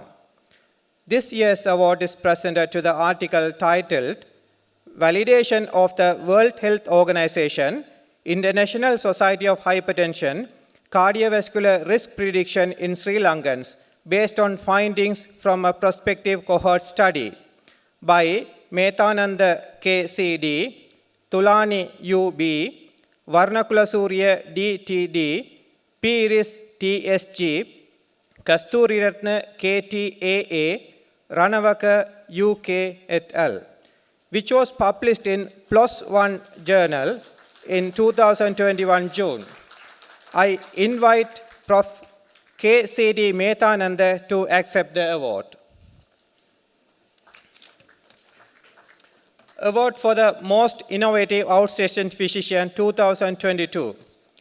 The winner of the award is chosen by a panel of judges after considering the innovative work done with dedication in an outstation hospital area, improving the health services to the people of this area by a physician. You may now see a short video clip of the work of this year's winner.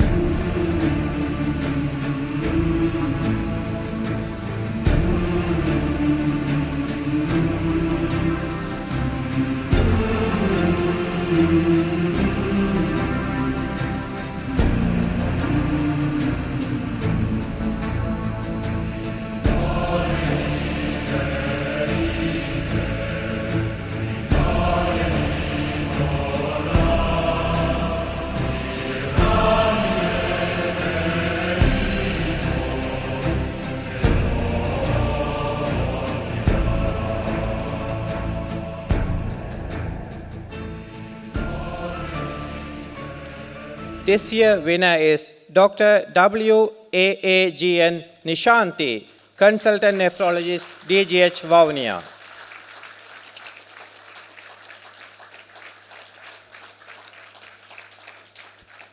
Ceylon College of Physicians Annual Academic Session Awards. Following were chosen from 3 papers presented for this year's annual academic session. National Stroke Association of Sri Lanka Award for the best presentation on stroke, Vijayaratna D.B.U. et al. For the abstract titled Impact of COVID-19 on Stroke Admission in a Sri Lankan Tertiary Care Centre, data from the Ragama Stroke Registry. Sri Lanka Association of Clinical Pharmacology and Therapeutics Award, Amanda G.W.H. et al. For the abstract titled Antibiotic Prescribing Practices for Mildly Symptomatic and Asymptomatic COVID-19 Patients among Doctors of Selected Hospitals in Sri Lanka, a descriptive cross-sectional study. Award for the Best Clinical Audit Award, Premavartna N.P. et al. For the abstract titled A Retrospective Audit of Door-to-Needle Time and Thrombolysis Outcome with TPA in Acute Ischemic Stroke within first year of treatment protocol introduction at District General Hospital, Monragala. Dr. Premavartna N.P.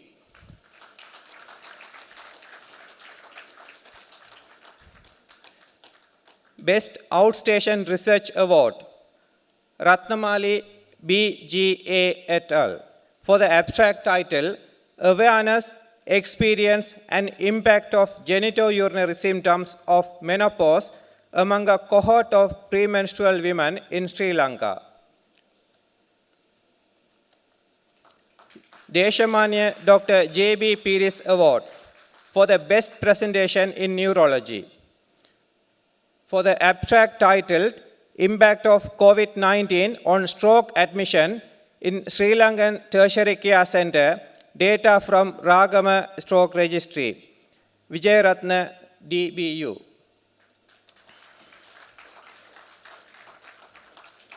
Dr. W.A.S. De Silva Award for the Best Paper on Tropical Disease.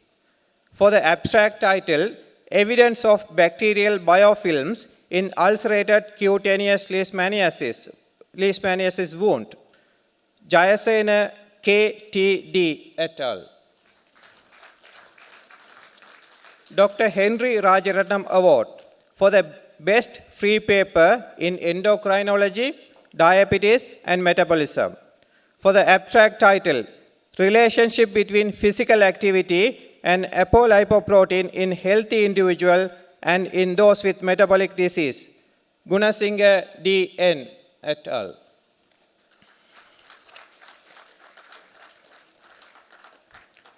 Professor K.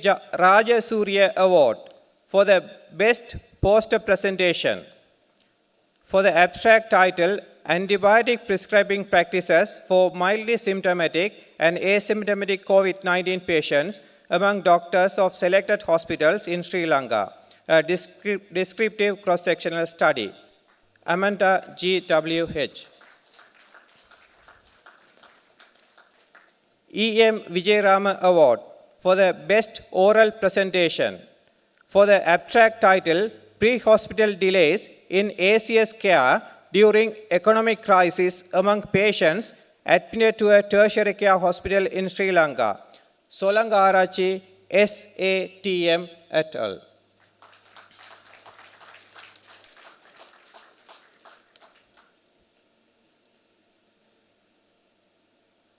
Thank you, sir.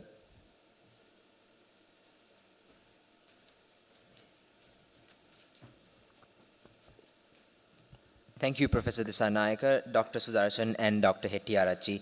And congratulations once more to tonight's award winners and the newly appointed fellows of the Ceylon College of Physicians.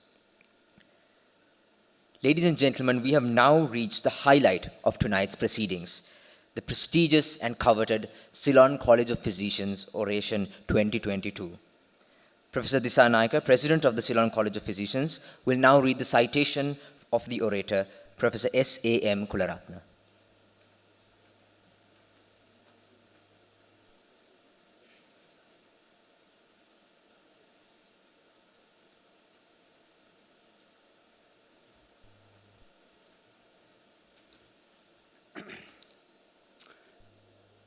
The CCP orator of the evening, Professor S.A.M. Kularatne.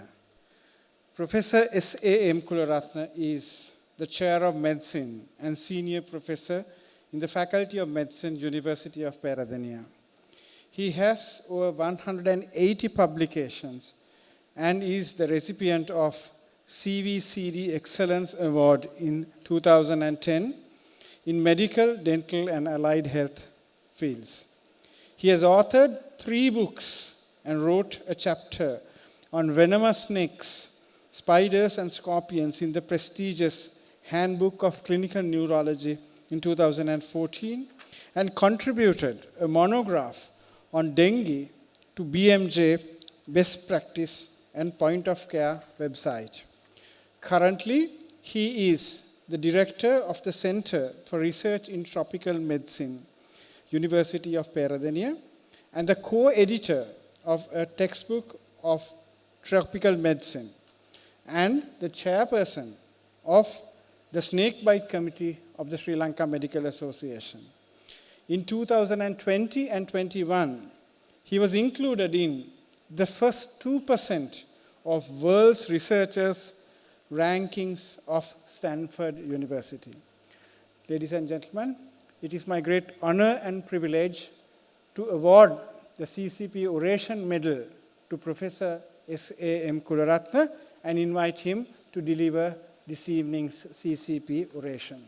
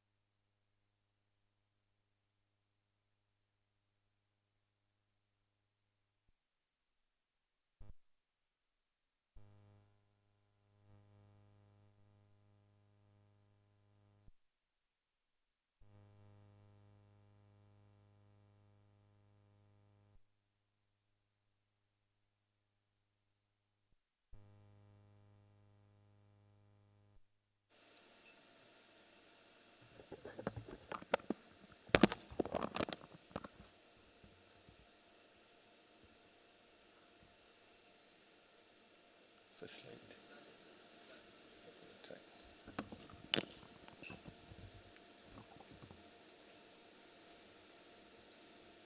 Good evening.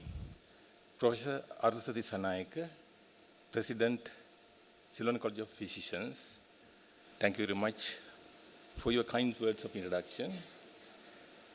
The council members of the Ceylon College of Physicians, past presidents, the chief guest, Professor Nalin Silva, the guest of honor, Sir Andrew Goddard, distinguished invitees, ladies and gentlemen.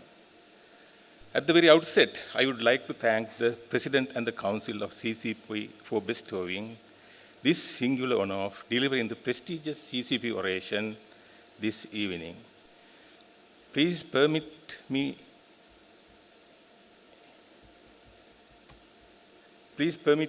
to say a few words about the President, Professor Arusa Disanayaka.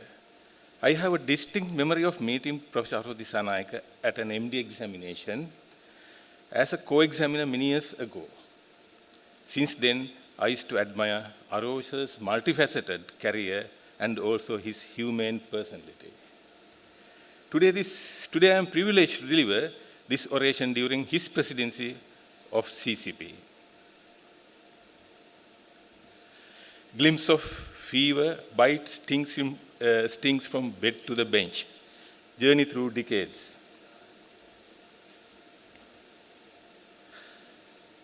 Historically, north-central region of Sri Lanka, called Rajarata, was the cradle of civilization of the island. From the 3rd century BC, the hydro-civilization-based kingdom of Anuradhapura flourished until 11th century AD.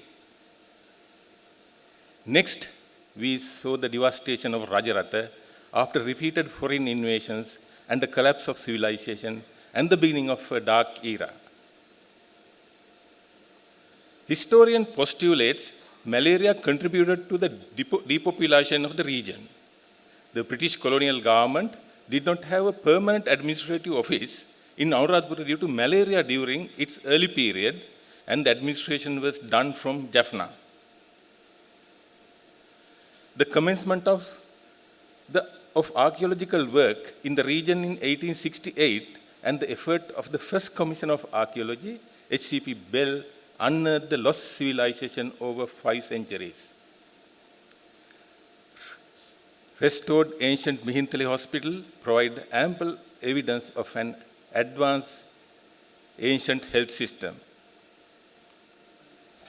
Epidemics of fever caused death and famine in the rural villages of Ceylon until the early 20th century. Nature took its toll, mostly malaria, then named jungle fever, with the highest death rate than the birth rate in 1920s. Children with pot belly was a common observation made even by poets. That was due to splenomegaly. Data from the anti-malaria campaign shows continuous burden of malaria till the 1960s, with a temporary eradication with DDT spraying. I was a victim of the next surge of malaria and developed lasting interest in fevers. Similarly, environmental hazards built my interest in snakes and other creatures.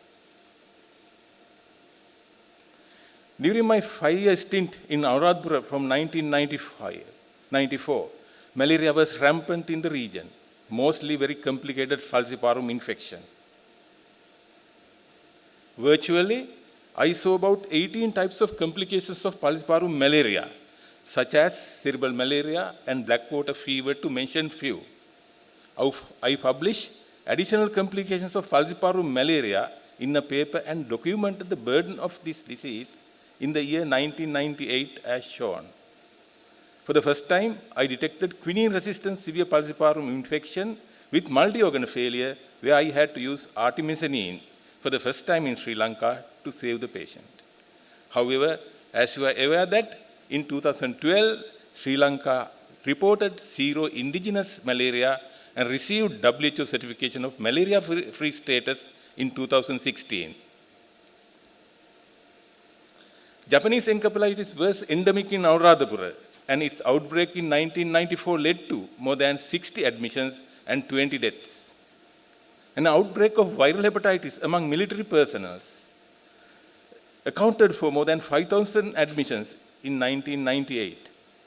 Drug-resistant typhoid outbreak occurred originating from a slaughterhouse.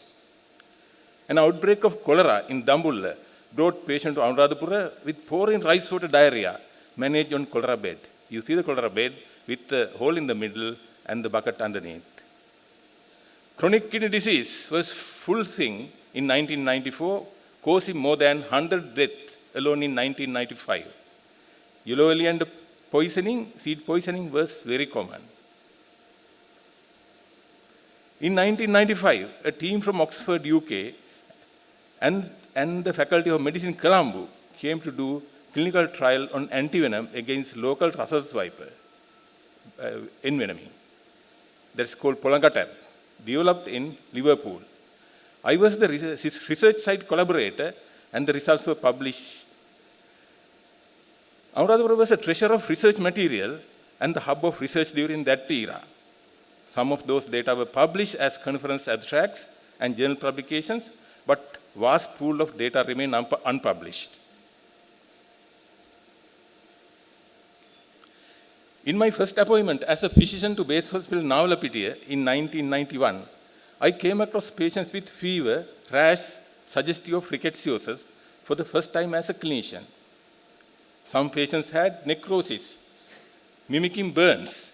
However, they responded to tetracycline treatment. Rickettsiosis was not an important topic before and considered as an alien infection.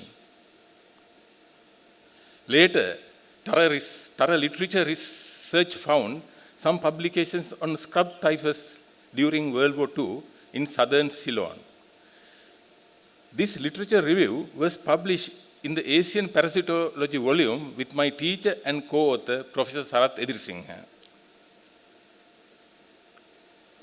Before that, Dr. Lucien de Silva, the first Ceylonese gynecologist, wrote in his autobiography that in 1935, he suffered from life-threatening illness with fever lasting over 3 weeks with a period of coma taking 4 months for convalescence. Blood samples were sent to tropical laboratory Malaysia and confirmed diagnosis of tropical typhus. This stands as the first authentic documentation of rickettsiosis in Sri Lanka as the first case of natural history of rickettsial infection, that's scrub typhus. Since then, since 1940, there were hardly any authentic literature on typhus in Sri Lanka. Ladies and gentlemen, let me say a few words about rickettsiosis. It is a diverse group of zoonotic infections caused by gram-negative coccobacilli, transmitted by arthropod vector, ticks, mites, flea, and louse. It has a worldwide distribution, including Asia-Pacific region. Taxonomic classification branches rickettsiosis into 2 groups: typhus group, a spotted fever group. Typhus group include scrub typhus, murine typhus, and epidemic typhus. Epidemic typhus was a major killer in Europe in past centuries. The scrub typhus was common in East, first described as Japanese river flu transmitted by mite. They are in the Imperata grass. On the other hand, spotted fever is the largest group caused by wide array of rickettsial agents, numbering more than 30 species, more or less geographically specific. Well-known spotted fevers are Rocky Mountain spotted fever caused by Rickettsia rickettsiae and Mediterranean spotted fever caused by Rickettsia conurei. So you see in this slide very complex group of spotted fever agents. In 1998, I joined the University of Peradeniya and commenced working in the teaching hospital Peradeniya, where I found patients with fever and rash similar to the cases I managed at Navalapitiya many years ago. Observing the novel infection, I faced the following questions. What is the infection? What is the mode of transmission? What are the complications, atypical manifestations, and the health burden? I followed the following pathway to address the questions. Gathering clinical evidence and arriving at diagnosis, confirm with serological test and identification of the infection, generation of molecular evidence for confirmation and identification of the pathogen. So this work took more than 2 decades. Those patients with fever and rash made rapid differences after treatment with either chloramphenicol or doxycycline. Having made a probable diagnosis of rickettsial infection, a prospective clinical study was conducted over 2 years from 1999, recruiting 118 cases. Then I faced the challenge of organizing serological tests, as the facilities were not available in Sri Lanka. Dr. Palita Bekon, affiliated with WHO, found collaboration from Japan and Thailand for me and helped me to dispatch 60 serum samples to those 2 countries.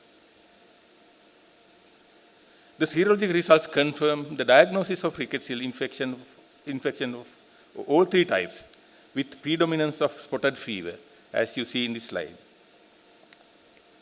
This work was published in 2003 and is the first report of recent rickettsial studies in Sri Lanka. Since then, I have been maintaining a regular database for over 2 decades, resulting in many collaborative clinical studies and laboratory studies.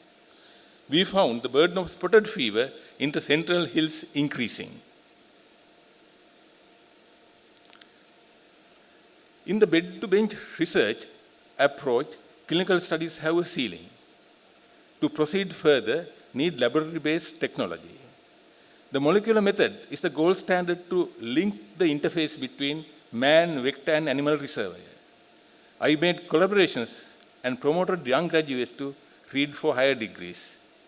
My collaborative groups include Professor Rajapaksa from Vet Faculty, Peradeniya, Professor Rupika Rajakaruna from Science Faculty, Peradeniya, Professor Ranjan Premaratna from Kalaniya, Professor Kosala Virakon from Rajarata, and Professor Gregory Dash and Marina from CDC Atlanta. Diagnostics such as indirect fluorescent antibody test, molecular PCR, established in the Department of Veterinary Pathobiology in the University of Peradeniya by Professor Jayanta Rajapaksa with assistance from CDC Atlanta.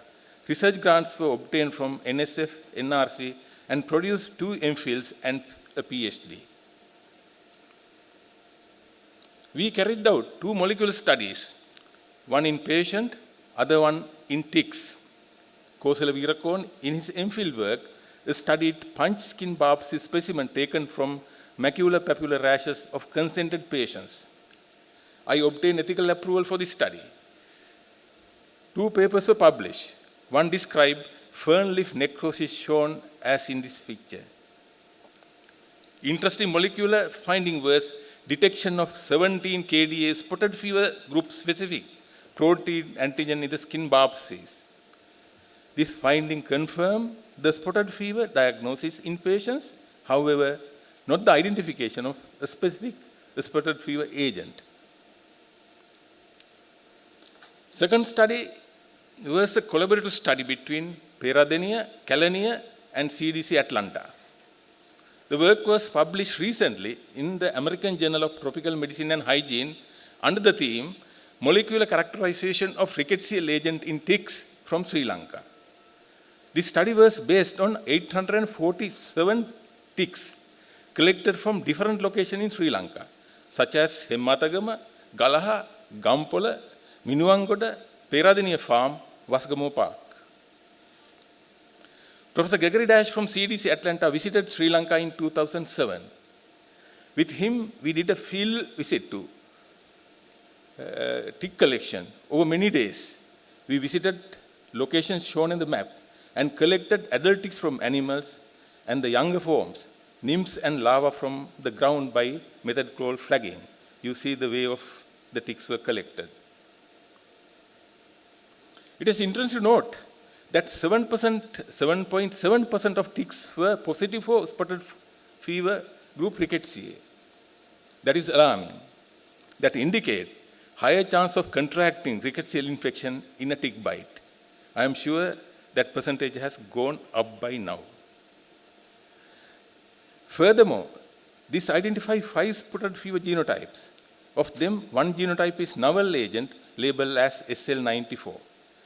Identified 4 genotypes are recognized agent of spotted fever causing different clinical manifestation in other countries.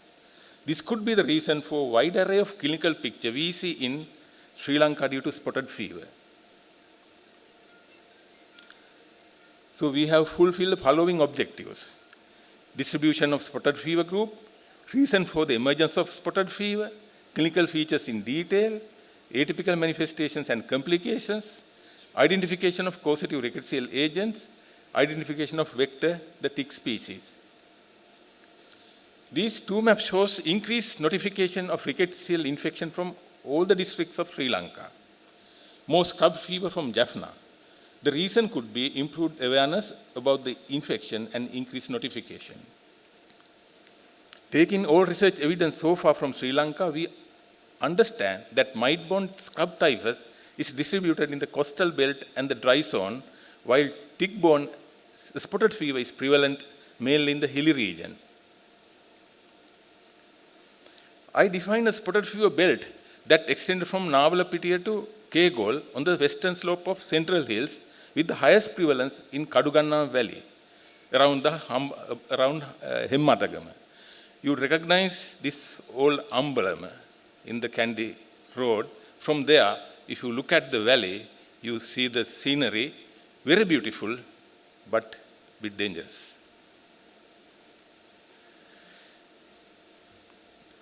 Being zoonotic infection, rickettsiosis have animal reservoirs. We observed an increased wild pig and rodent population in the hills and their habitation close to human dwellings, possibly transmitting the disease to domestic animals.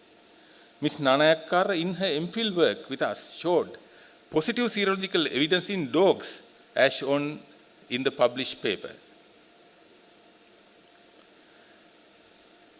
Typical clinical presentation of spotted fever is high fever, prostration, maculopapular discrete skin rash, and arthritis, mainly involving ankles joints. Atypical manifestations are not uncommon, but often overlooked. We documented a series of patients with neurological manifestations where extrapyramidal manifestations such as bradykinesia, apathy, and tremors were observed in elderly patients. Ticks in the ear are called otochariasis, and it has been a common problem seen in ENT clinics. Occasionally, a few patients develop facial nerve palsy. It was attributed to tick toxins. I studied a series of such facial palsies in 29 patients over 16 years. We demonstrated positive IFA serology in patients, and finally, molecular studies detected rickettsial DNA in a tick species collected from ear canal. Treatment with doxycycline led to fast recovery, as shown in this picture. Before doxycycline, even after 5 years, they have a permanent disability.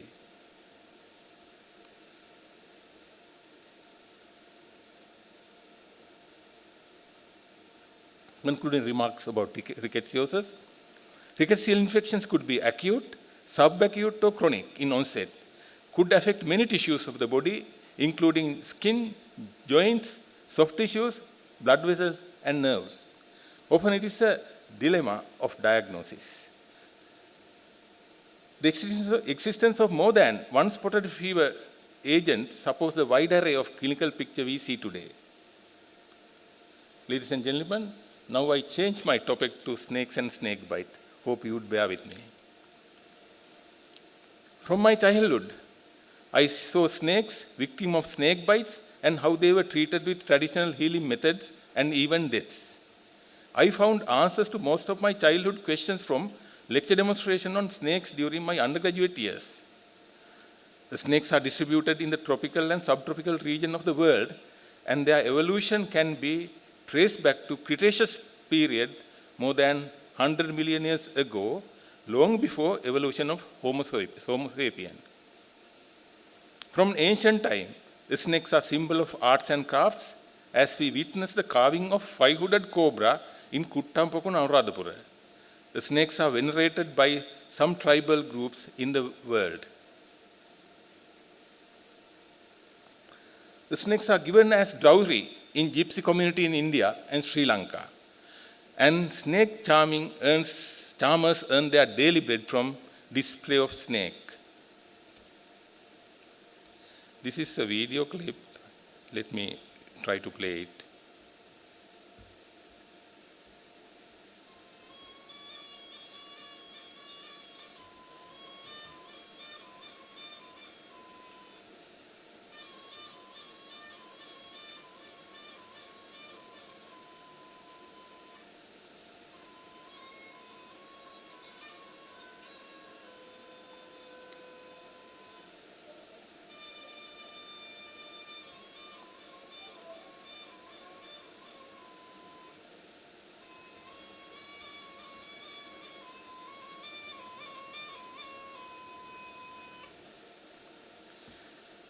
I hope you have enjoyed.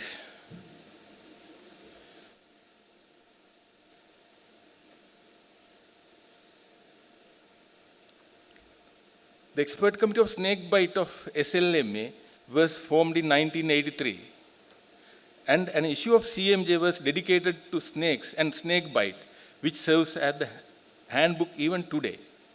The dedication of the founder member of the committee, Professor Kolita Helleva, is here, helped to improve the public trust in the government hospital, as you see from figures based on the annual health bulletin of the Ministry of Health.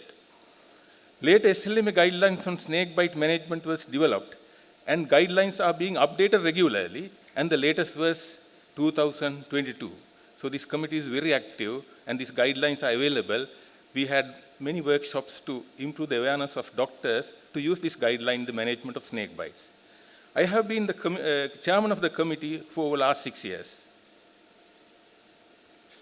I found limited published literature was available on snake bite before 1983.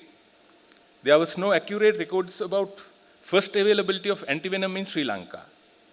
I was able to trace a case report published in 1965 in the CMJ.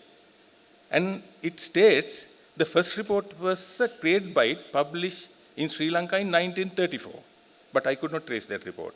I quote from the 1965 paper to highlight the situation. I quote, few cases of snake bite come to hospital in Ceylon, as the majority seek Ayurvedic treatment. Therefore, detailed records of symptoms and progression of the condition are not available.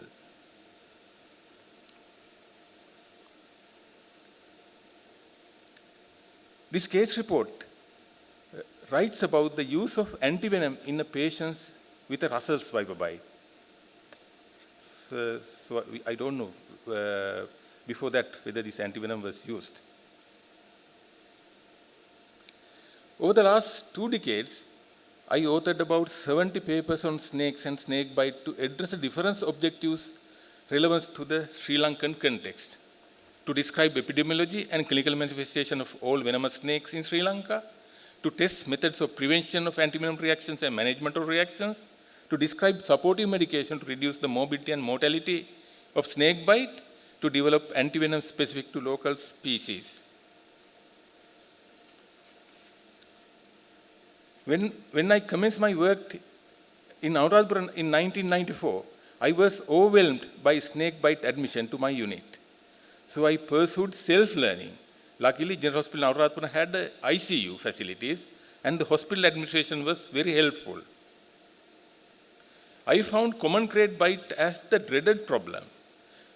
In a prospective series of 210 patients of common grade bite over 3 years from 1996, I documented all clinical and epidemiological data. This is the largest clinical study of common grade bite in the literature, and the results were novel. All bites happen at night while the victim was sleeping on the floor of the ill-protected compounds. Most patients were unaware of the bite and got up with abdominal pain. The dry bite rate was 9%, where patients did not have envenoming, and 48% needed assisted ventilation due to respiratory failure. However, 16 patients died. Further, I described a state of deep coma, significant autonomic disturbances, hypokalemia, acidosis, anterograde memory loss, delayed neurological manifestations in severe envenoming. Also, I found that antivenom did not have significant benefit in reversing established neurotoxicity. 8 necropsy examinations were done to understand the causes of deaths and found ARDS due to nasal insufflation of herbal medicine as a cause and hypoxic brain damage as another. I found submucosal hemorrhages in the stomach of deceased victim and possibly explain the abdominal pain. The finding of this study need correlation with venom kinetics, a question for the future bench studies and for the future generations. Saw-scale viper is a highly venomous snake having exclusive habitat in the sandy coastal northern Sri Lanka. However, there was a dearth of knowledge about saw-scale viper bite due to unrest in the north over 3 decades. In 2008, I commenced a collaborative study with Dr. Sivan Sudan, consultant physician, teaching hospital Jaffna, to study the pattern of snake bite in Jaffna. In 2010, I visited Jaffna to have a glimpse of geography and the environment of the north with Dr. Anselm de Silva, my good friend, who was on a mission to study crocodiles. Later, our work was published based on 99 saw-scale viper bite managed in teaching hospital Jaffna in 1 year. Of them, 26 patients had come with killed specimen of offending snake, saw-scale viper, and those specimens were brought to Peradeniya for morphological study. There were no deaths due to saw-scale viper bite, but most patients developed coagulopathy. Further, this study described habitat conditions, behavior, morphology, and gastric content of the saw-scale viper. It is a small, very cute snake. However, dart in a lighting spade to bite. In this next video, you will see what is saw-scale.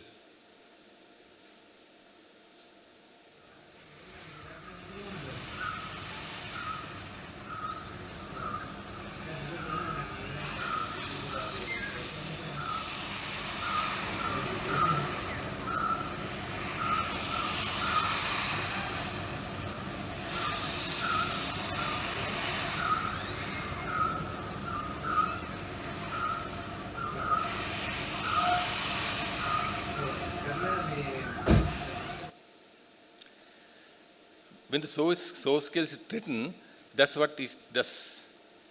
It rubs its coils and the scales are serrated, making a hissing noise. So by that, it threatens the intruder.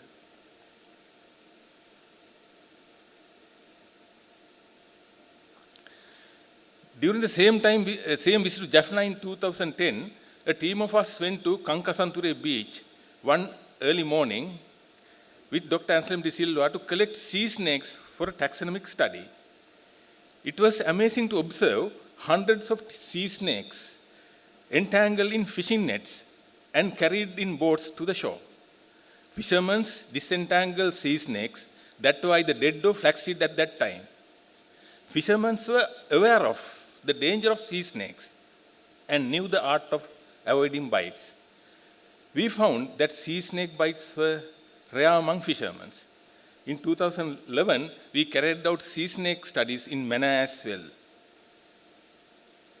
Subsequently, I published a clinical paper describing 3 cases of sea snake bite in Nigambu and Chilau, where the offending sea snake was aggressive Enhydrina cystosa, commonly known as Valakkadia. 1 patient died, and other 2 had severe rhabdomyolysis and myoglobinuria.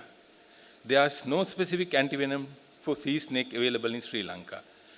Due to severe rhabdomyolysis, it mimics tetanus. Even patient can't open mouth. Thrombotic microangiopathy is a recently described development of snake bite. This is a dreaded complication where treatment options are limited. The condition comprises triad of acute renal dysfunction, microangiopathic hemolytic anemia, and thrombocytopenia.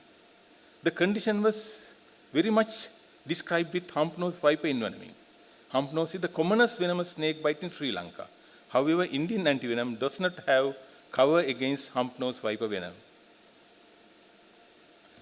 Antivenom is the treatment for snake bite. Indian companies manufacture polyvalent antivenom against their big four snakes: cobra, Russell's viper, common crate, and saw scale. Sri Lanka has been using Indian polyvalent antivenom from inception. However, Indian polyvalent antivenom causes higher rate of severe anaphylaxis. So prevention of reactions become an important topic. In 2 randomized control trials, I tested the effects of hydrocortisone prophylaxis given either parallel or well before antivenom infusion, as clinicians use hydrocortisone empirically. However, the results are not conclusive. I have been trying to develop antivenom specific to local species of snake for last 2 decades without much success. However, in 2016, a tripartite collaboration was established between University of Peradeniya and an Indian antivenom producer to develop polyvalent antivenom with a cover for hump-nosed viper venom as well.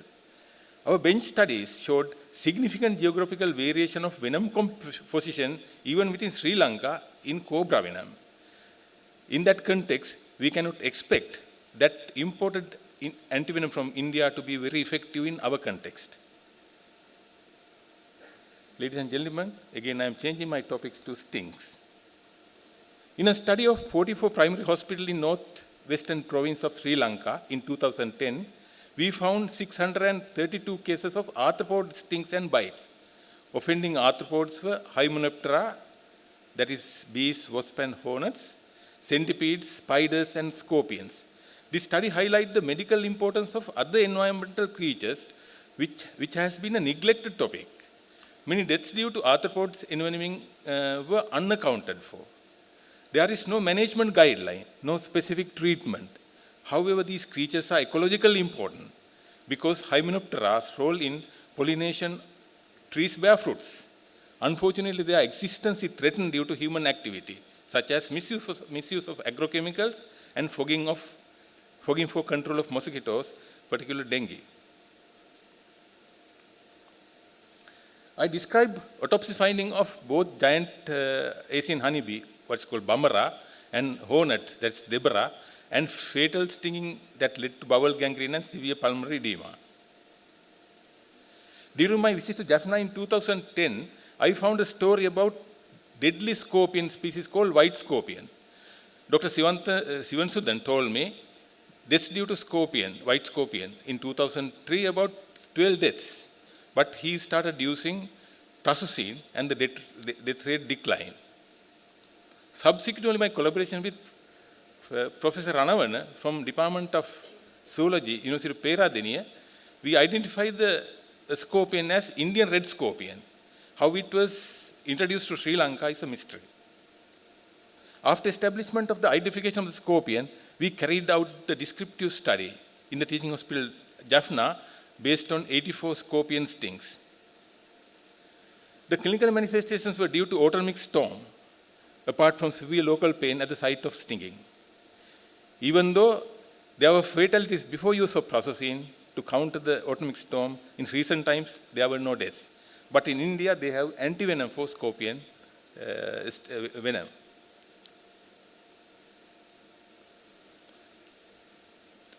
This is another story of carpenter base. I am sure you would have seen carpenter base in old abandoned buildings. The big black insect burrowing to the timber. It is regarded as innocent insect. The first reported case of fatal stinging by a large carpenter bee called Cyclopa was a detective story that I initiated after reading a newspaper report in 2015. The newspaper said about the death. With the help of JMO Putlam, all details were uncovered and the offending insects were secured in an abandoned coconut palm estate, identified as wild carpenter bee, with the collaboration of Professor Jayanthi Dirisinghe, Department of Zoology, University of Peradeniya. That was a novel discovery. Ladies and gentlemen, I provided a bird's eye view on a long journey through my career in research work. I presented on rickettsiosis while doing research on dengue and leptospirosis. I shared some aspects of snakes and snake bites and the challenges faced in the development of antivenom. The discovery of medical important creatures and their contributions to ecological balance is another aspect. Developing collaborations with maximum use of available resources in a resource-poor setting at a low cost was what I did. Acknowledgement. I would like to express my sincere appreciation to all those who provided and supported my research and academic activities right through. First and foremost, I would like to express my deep and sincere gratitude to my research collaborators, international and national. The space here is limited to mention all the names. My special thanks are extended to both academic and non-academic staff of the Department of Medicine and the Faculty of Medicine. Some of them came today, and I am very much grateful to them and their enthusiastic encouragement of my research work.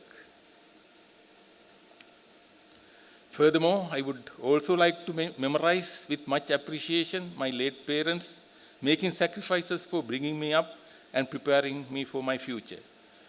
Also, I would gratefully remember my brothers and sisters for their bondage as a family and helping me in numerous ways.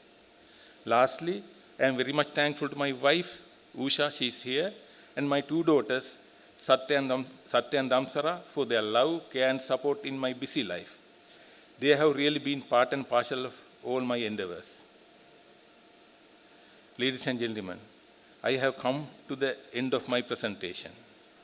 I have taken 37 minutes. Thank you very much for your presence here and for paying kind attention. Also, I profusely thank CCP for the effort taken to organize the session in a grand manner and wish very best for the brilliant academic program lineup for the next 2 days. Arosha. Thank you very much.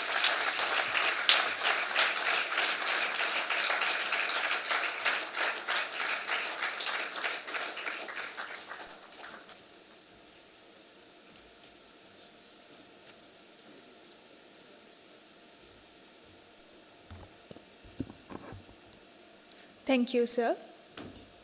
Ladies and gentlemen, Dr. Dinesha Sudhusingha, Honorary Joint Secretary of the Ceylon College of Physicians, will now deliver the word of thanks.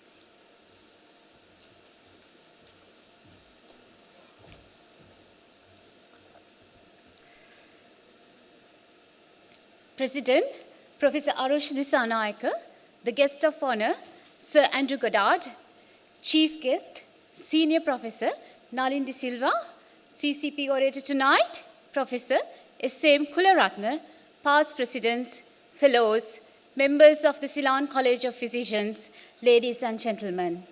A very good evening to all of you. I quote Winston Churchill, former Prime Minister of the United Kingdom, "Success is not final. Failure is not fatal. It is the courage to continue that counts." Unquote. This year had been one of the most challenging years in the history that any Sri Lankan would have ever faced. However, the President and the Council of the Ceylon College of Physicians remained resilient and moved forward, adapting ourselves in line of the country's situation. Having overcome numerous obstacles, CCP is stronger than ever, and here we are today at the inauguration ceremony of the 55th annual academic sessions. This year's hybrid conference would have not been a reality if not for the support and the tireless efforts of many. Ladies and gentlemen, it is indeed a great pleasure to propose the vote of thanks on behalf of the President and the Council of the Ceylon College of Physicians. May I start by thanking our chief guest, Senior Professor K.M. Nalin De Silva, Professor of Chemistry, University of Colombo, for accepting our invitation to grace this occasion despite your busy schedule. And we are indeed honored by your presence and thank you very much for the eye-opening talk on nanotechnology. I would also like to express our sincere gratitude to our guest of honor, Sir Andrew Goddard, immediate past president of the Royal College of Physicians, for collaborating with the Ceylon College of Physicians to make this conference a success. Although you could not participate in person, your message is greatly appreciated. I thank Dr. Mumtaz Patel, Global Vice President, Ami Prathiro, Head of Global, and the other staff of the Royal College of Physicians for their unstinted support extended from the beginning of this event. We hope RCP will continue to join hands with the Ceylon College of Physicians in future academic events. I take this opportunity to congratulate Professor S.M. Kularatne, the orator of the prestigious Ceylon College of Physicians Oration 2022, for delivering an excellent oration and sharing your work over the years. I am sure you inspired many young scientists in the audience.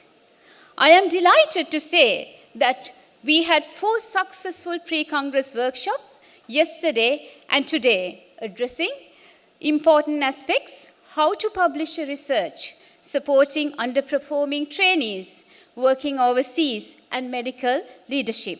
I am indeed grateful to the resource persons, chairpersons, and coordinators of all workshops. Thank you very much for your generous contribution. The scientific sessions will commence tomorrow. Let me thank both foreign and local speakers for their invaluable contribution to this extensive and diverse academic program. Your unwavering support is greatly valued. We extend our sincere thanks to all presidents and the members of sister colleges of the Ceylon College of Physicians for the unanimous support given throughout the year, as well as for the symposia scheduled over the next few days. Thank you very much. Let me also thank the scientific committee headed by Professor Arosh Disanayake for bringing a diverse program catering to all tiers of our membership and conference registrants participating in person and online. I wish to thank all oral and post presenters for sharing their valuable research in our conference platform, and all abstract reviewers and judges for their generous contribution. A special note of gratitude to the editorial board of the Journal of the Ceylon College of Physicians for reviewing the abstracts. Thank you very much. We wish to convey our gratitude to the chairpersons, members of various committees for taking on the tasks of evaluating Young Physicians Forum, orations, publications, fellowships, and special awards. We have been fortunate enough to, backed by a team of motivated and dedicated colleagues of the Ceylon College of Physicians in making this conference a reality. I also take this opportunity to thank the Board of Trustees, past presidents, for the guidance and support given in numerous ways. Please accept our deepest gratitude, dear Sir and Madam. A big thank to our sponsors for their generous support and for rallying around us during this difficult time. Our 4 platinum sponsors are Cipla, George Stewart's, Boehringer, Searle. 4 gold sponsors, Torrent, CCL, AstraZeneca, Tanabe. Sun Pharma, Servier, Dr. Reddy's, GSK, Sidus, USV, Pfizer are our silver sponsors. In addition, 21 bronze sponsors contributed to make our event a reality. Eli Lilly, Truick, Principal Healthcare, Arcity Hospital Holdings, Dali Butler, Farm Evo, Novartis, Calbe, Bago, Sandoz, Merck, Seven Seas, Sanofi, Genberg, Getz Pharma, Halcyon, Abbott, Homelands, Cadila Pharma, and Astro. The other sponsors are IPCA, Jevim Pharma, Sunshine Healthcare, Alchem, Unichem, and Roche. Thank you very much for your generous contribution. A special note of appreciation to all our service providers for the support extended to us in organizing this event. Mrs. Nimalka Morahela, our event organizer, and Impress event led by Mr. Nalina Vanasinghe for the outstanding contribution. Your positive attitude and teamwork greatly contributed to the success of this event. Thank you very much. I would like to extend my appreciation to our official photographer for the event, Mr. Amal Ranavaka and his team, and Mr. Samararatna, the mace bearer, and Mr. Hasanta from Petals for providing flowers and making this event attractive. We would also like to thank Anand the Press for helping us with printing work and Manisha for the conference bag and mini program. I thank Mr. Dash Galage, General Manager, and staff of Cinnamon Grand for the unwavering support extended in making this event a success. A very special thank goes out to Dr. Avanti Hapugal Gala and Dinul Doluira for their excellent comparing tonight. Thank you very much. I'm grateful for the dedication and commitment of our office staff, Ms. Vanil Hidellarachi, Ms. Shamin De Silva, Mr. Kumara Fernando, and Mr. Sarath Hettiarachi. Thank you very much. A special mention of our fantastic pre-interns, Avanti, Ashan, Ruvi, and Danuka, for being energetic and enthusiastic despite many sleepless nights over the last few weeks to make this event a success. Thank you very much.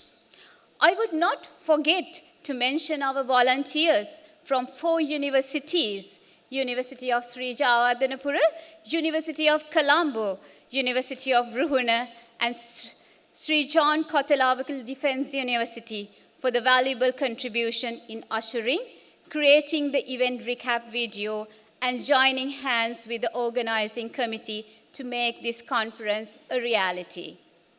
I must congratulate and thank the team of doctors who will be performing shortly for their unique act, singing, which highlights the theme of this year, bridging gaps and crossing divides.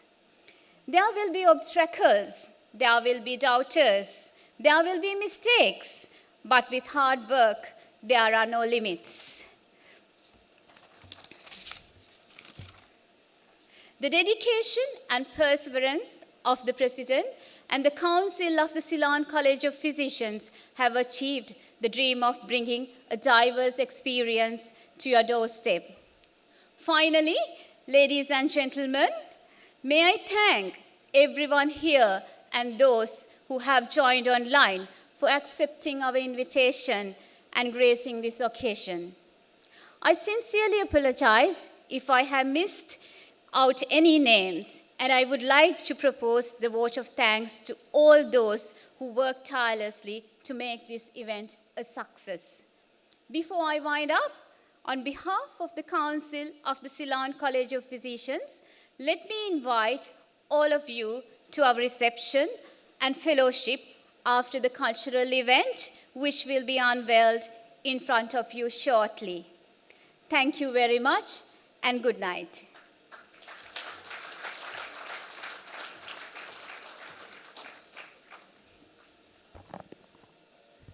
Thank you, Madam. Ladies and gentlemen, it is now time for some light entertainment. I kindly request the dignitaries at the head table to take their seats in the audience while the stage is being prepared. Until then, please do enjoy this short video.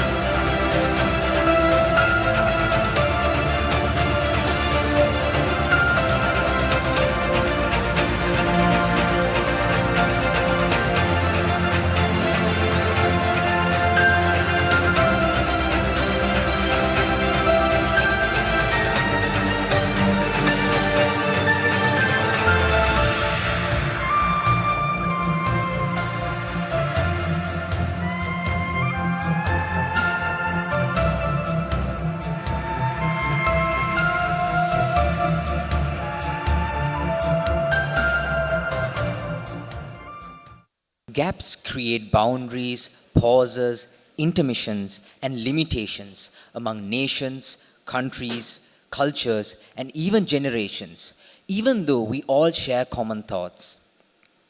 Bridging those gaps is quite fascinating. It heals the souls, soothes the mind, harmonizes thoughts, and crosses divides. Music, the rhythm of nature, the voice of nature, the language of nature. It goes beyond boundaries, it crosses barriers, and embraces the rhythm of hearts. And it creates a common arena to interact, remedying differences. The CCP cultural event for the year 2022 is ready to present you how music bridges the gaps and between generation, how it crosses divides. This whole next event, including choreography, performance, and music composition, has been done by medical professionals, including doctors, pre-intern doctors, medical students of the Faculty of Medicine, University of Ruhuna. And on vocals, we have a council member, consultant cardiologist Dr. Disna Amaratunga, who was nominated for the award of Best Female Vocalist at the Raigam Tele Awards 2021. Let me introduce our actors for this evening. We have Isuru Munipriya, who will be portraying the son, Hasita Nethmina, who will be portraying the father, and the role of the grandfather will be portrayed by Sharuka Fernando. Contributing in instrumentals, we have Ashan Devinder with the keyboard, Sandaru Salvatura with the violin, Kavisha Hettiarachi on the saxophone and lead guitar, Danuka Velivita with the box guitar, Sheshan Piris with the bass guitar, Vimod Navaratna with drums, and finally Heshan Keshala with percussions. Serenading us this evening with their lovely voices, we have Kalana Vidana Patirana, Dhananjaya Manamperi, Sachita Vitanage, Sandeepa Jayawardana, Osada Disanayaka, Matisha Tarkani, Vishmi Karyavasam, and Danuri Amaravira. We hope you enjoy this event.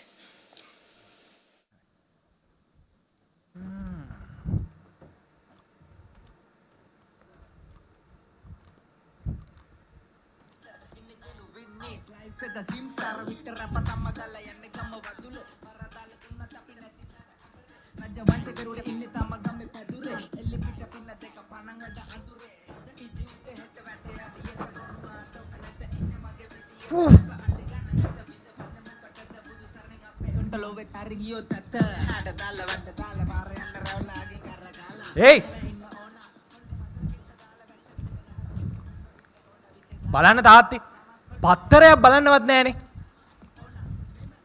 ලොකු පුතා? ලොකු පුතා! ඇයි තාත්තා? මෙහෙවර. යකෝ මොනවද ඔය අහන සින්දු ඈ? බල්ලෙට්ටවත් අහන්න පුළුවන් ද සින්දු 10 අහන්නේ? බලන්න තාත්තේ මුන්ගේ පරම්පරාවේ උන් අහන සින්දු ඒකට අපේ පරම්පරාවේ කොච්චරනම් ලක්ෂණ සින්දුද තිබුණේ නැද්ද තාත්තේ? ඒකනම් සහතික ඇත්ත පුතා. අපේ කාලේ අපි කොච්චර ලස්සන සින්දු ඇහුවද? දැන් ගත්තහම අර්ථ රසය, ශබ්ද රසය, රසවල් නම් කීයක් අපේ සින්දු ඇතුලේ තිබ්බද? ඒකට මේ දැන් කාලේ උන් අහන සින්දු තල්ලත්තට බොරළු දානවා වගේ. මේ සීනි අමාරු කාර්යය වෙච්ච මට ඕව දරා ගන්න බෑ පුතා. අනේ සීයේ මේ මං අහලා නැති සීයලේ කාලේ සින්දු. සීයලේ කාලේ තියෙන්නේ අර සින්දුවක් කියාගෙන මේ මල්ගස් වටේ දුව යන ඒවයි. හින්දි සින්දුවකට සිංහල වචන ටිකක් ගාලා තියෙන ඒවයිනේ. ඕවටද ඔය සින්දු කියලා කියන්නේ. අනේ ඵලයන්ම යන්න පොඩ්ඩෝ. උඹ දන්න ඉටි ගෙඩියක් නෑ. යකෝ අපේ කාලේ කොච්චර ලස්සන සින්දු තිබ්බද? දැන් ඔය සුනිල් සාන්ත තාතේ හරි බං හරි මොකද උනේ? මේ පොඩි ඇංගයින පාරක් දැන් හරි මම මොකද්ද කියේ? සුනිල් ශාන්ත ඇංජයිනා. සුනිල් සාන්ත අපේ කාලේ සුනිල් සාන්ත මහත්තයා වගේ මේ සංගීතේ පතාක යෝධයෝ සංගීත රජ කරපු කාලේ ඒ කාලේ අපි ලස්සන සින්දු ඇහුවා. පස්සේ තමයි ඔය පරදේශීය විජාතිය ආක්‍රමණ ඇවිල්ලා මුන් ඔය අහන සින්දු මේ අපේ රටට ආවේ. මෙව්ව අපිට අහන්න බෑ. හරි සී. අපි නම් අහමුකෝ සීයාගේ පතාක යෝධයන්ගේ සින්දු ටික. රයිට් අපි අහලා බලමු. මේ ඉස්සරහා ඉන්න නෝන මහත්තුරු අපිත් එක්ක එක්කාසු වෙනවා නම් පං කාදු ඉතින් ඈ. අහමු.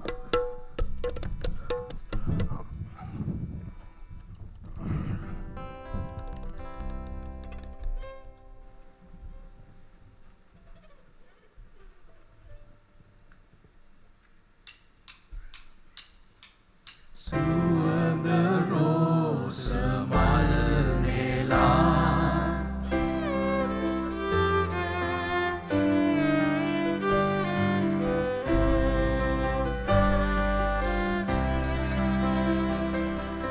සුවඳ රෝස මල් නෙලා මාලයක් ගොතාලා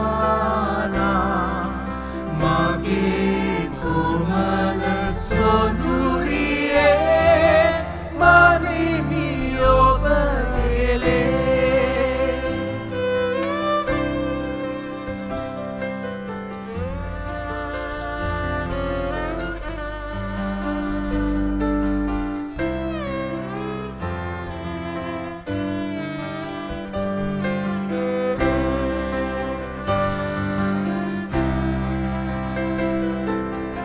එන්න සුදු එන්න අනේ එන්න මාවෙතේ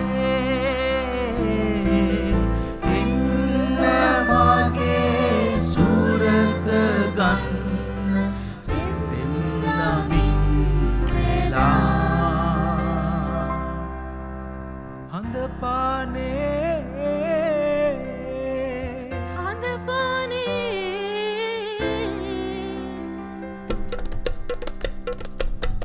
බැස සීතල ගඟුලේ පීන පීන නාම කොනගෝ සීතල ගඟුලේ පීන පීන නාම කොනගෝ හඳ පානේ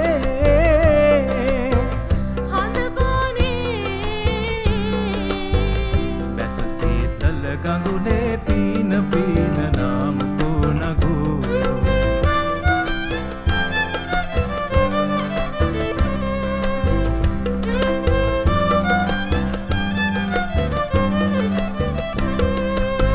සීතල ජලය අගේ ගත සිත පිනයි පිනයි සීතල ජලය අගේ ගත සිත පිනයි පිනයි පොඩි පොඩි රැලිද නගී රාසි රාසි පින කැටි ඇති පොඩි පොඩි රැලිති නගී රාශි රාශි පෙළගසී ඇති හඳ පානේ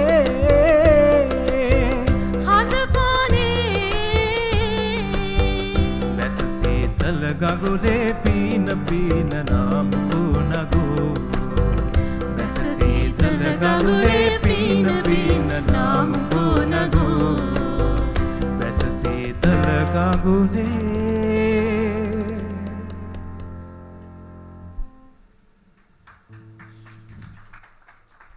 ෂා මන් දැනන් හිටියේ නෑනේ සීයල කාලේ මෙච්චර ලස්සන සින්දු තිබ්බා කියලා. ඔව් ඉතින් උඹ කොහොම දැනගන්නද? උඹ ඉතින් අර කාමරේට වැදිලා ඈ ඔය අටමගලයක් දාගෙන ගෑනු ගිරි යටින් කෑ ගන්න සින්දු අහා ඉඳිද්දි ඔය වගේ සින්දු මා ගෑරනවා තමයි බොල. අම්බෝ හරි තාත්තේ හරි. මේක නෙමෙයි තාත්තේ. මේ අපි ඇහුවේ සීයල කාලේ සින්දුනේ. බලන් යාව තාත්තලා කාලේ හොඳ සින්දු තිබ්බලා නෑනේ. අනේ බං උඹ දන්න බම්බුව අපේ කාලේ තමයි ලංකාවේ සංගීතයේ ස්වර්ණමය යුගය. අපේ කාලේ සංගීතවේදියෝ තමයි ලංකාවේ හොඳටම කරලා තියෙන්නේ. බලන්න අමරදේව මාස්ටර් ගීතලා ජෝතිපාල මහත්තයා යනකම් පුදුමාකාර විවිධත්වයක් අපේ ලංකාවේ සංගීතේ තිබුණේ. දැන් බලන්න රූකාන්ත ක්ලැරන්ස් විජේවර්ධන මේ අපේ මේ පරම්පරාවේ කොල්ලෝ.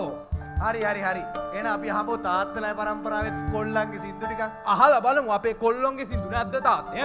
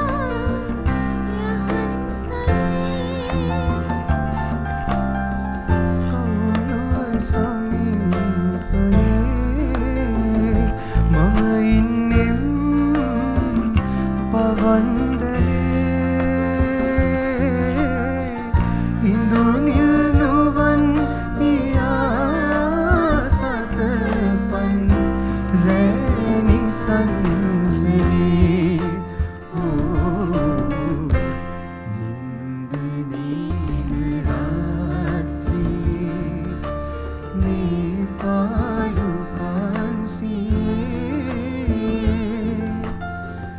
පායරුන්දදී තරුවෙන් එන්න කාන්තියේ මන්දදීන රාත්‍රියේ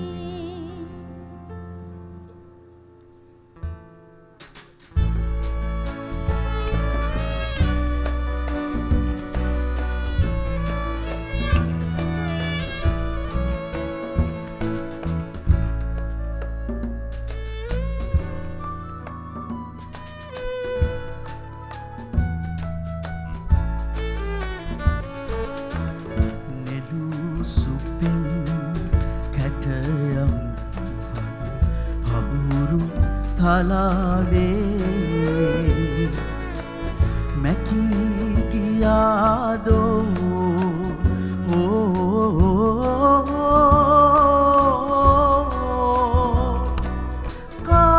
කාලයේ පෙරලේ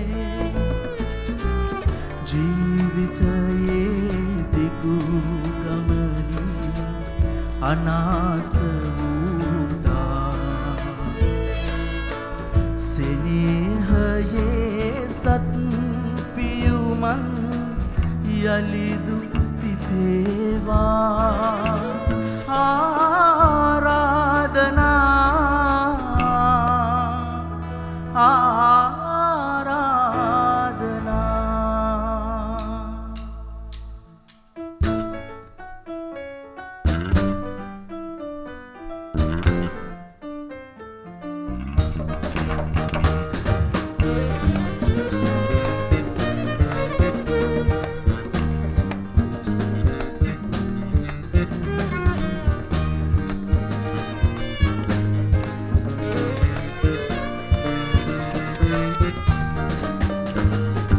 මාරුතේ වතුරා යතේ සුරඟුන් නැගූ බුබුලු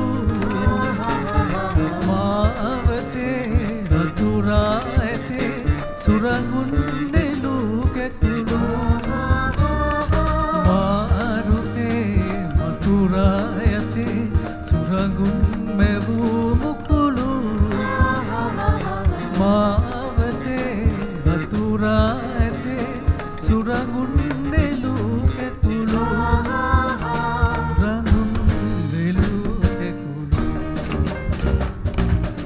නිල බිඳු කැන රස පෙළ ආදරෙන් සනසාලා තිසර තුඩු මුත අමර පහසින් මෝහනය වීලා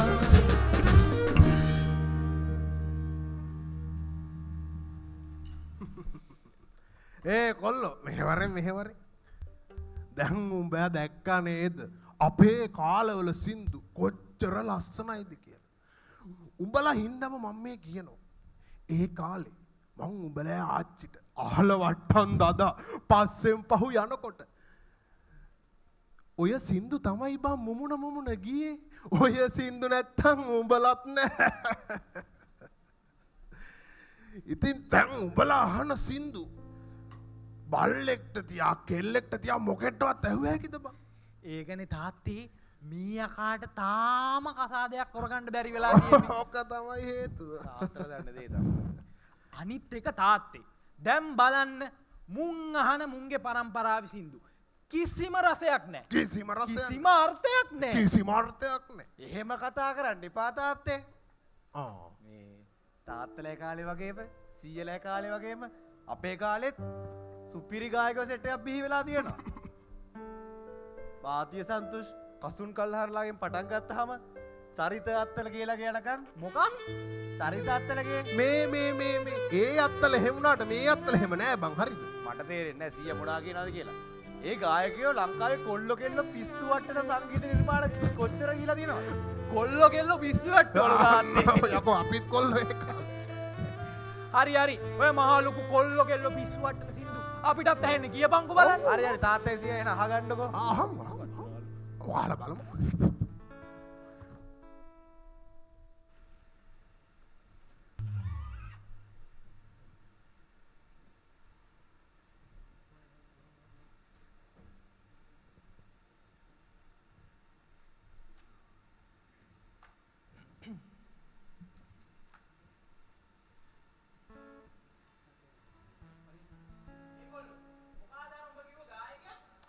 චරිත අත්තල කියලා ඕ සාතල අහලා නැහනේ. ඒ ගායකයෝ ගැන තාත්තලට කොහෙද රසවින්දනයක් තියෙන්නේ? අපේ කාලුකෙන් ගහන්න ඕනේ අපේ රසවින්දන. අපිට රසවින්දනයක් නැහැ. යකෝ අපි මෙච්චර කරලා තියෙන්නේ. අපිට රසවින්දනේ විතරයි දැන් අඩුවලා. සුනිල් සාන්ත ගැන අහලා තියෙනවා ඈ. අමරදේව ගැන අහලා තියෙනවා. අපි අහලා නැහැ නේ ඔය චරිත අත්තලගේ ගැන. ඔව් අත්තලා ඉතින් යකෝ අපිත් අත්තලා. ඉතින් තාත්තලා කාලේ කොහෙද ඔය YouTube Facebook තිබ්බේ? ඕගොල්ලෝ එක තාම ඊයා. යකෝ අපේ කාලේ තිබ්බ වෙලද සේවය. ඔය YouTube බණම් වගේ නෙමෙයි වෙලද සේවය. හරි හරි අහමු ඉතින් ඔබ අහන්න තමයි මේ ඉන්නේ.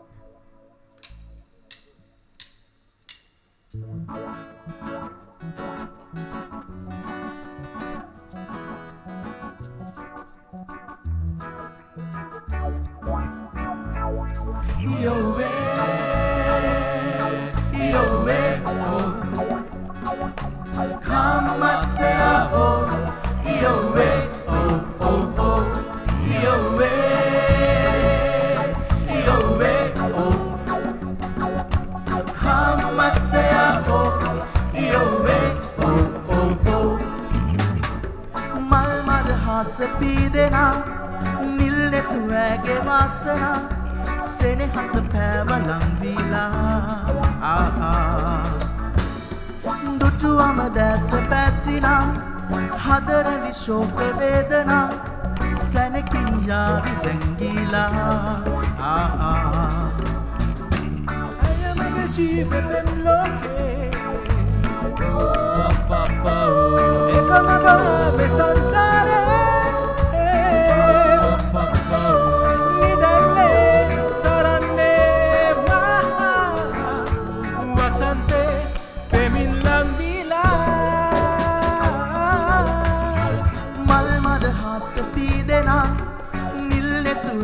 වාසනා සෙනෙහස පෑවලං වීලා දුටුවම දැස පැසිනා හදරැඳි ශෝක වේදනා සැනකින් යාවි හැංගීලා සැනකින් යාවි හැංගීලා සැනකින් යාවි හැංගීලා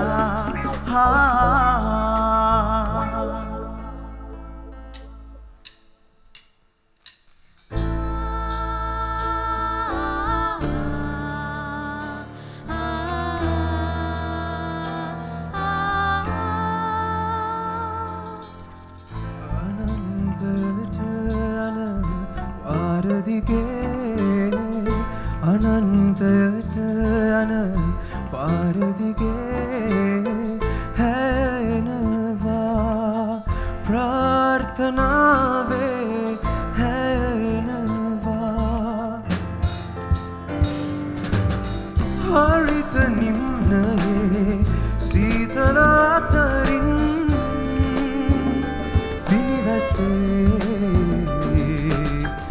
අනන්තයට යන පාරදිගේ අනන්තයට යන පාරදිගේ හැනවා ප්‍රාර්ථනාවේ හැනවා ප්‍රාර්ථනාවේ මල් පොකුරු අරන්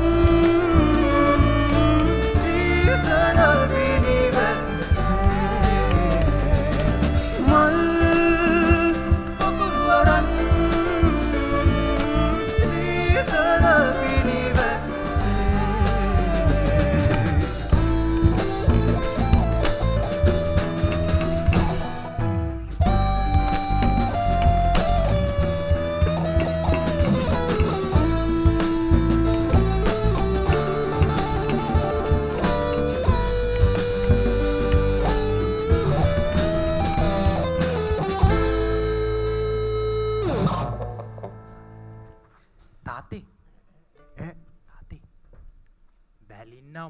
කාලෙත් හොඳ සින්දුවක් දෙකක් තිබිලා තියෙනවනේ.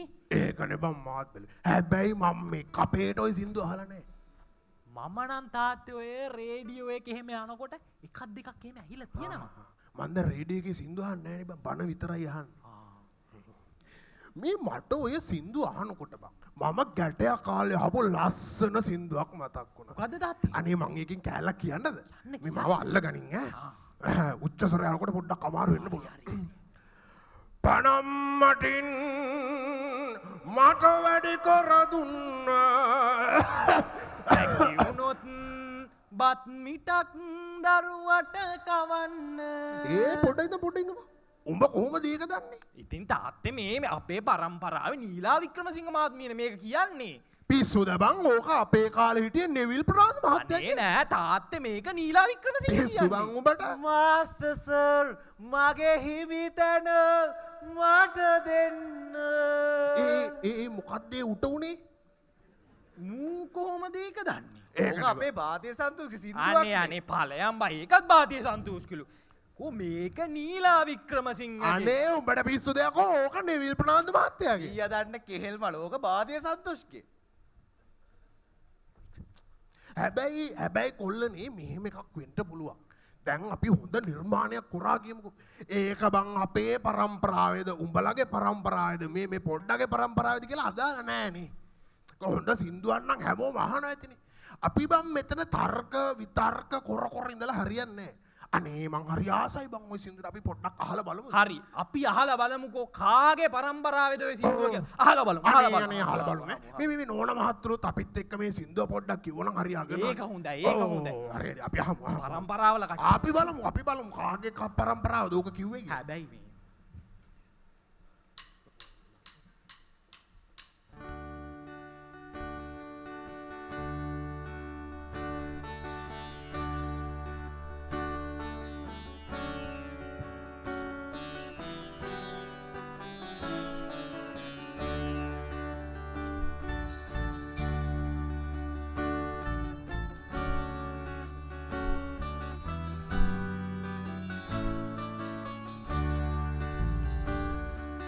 පනම්මාටින් මට වැඩි කර දුන්න.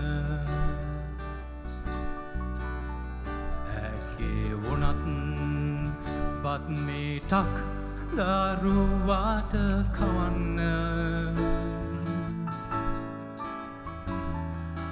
මාස්ටර් සර් මගේ හිමිතැන දෙනවාදු. අනිස අනුකම්පා නොසිතේදු.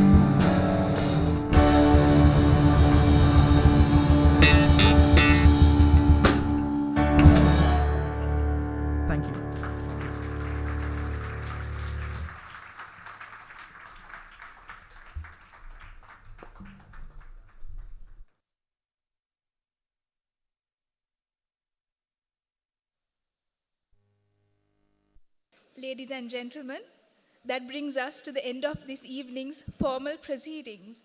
We kindly request you to rise as the ceremonial procession leaves the hall.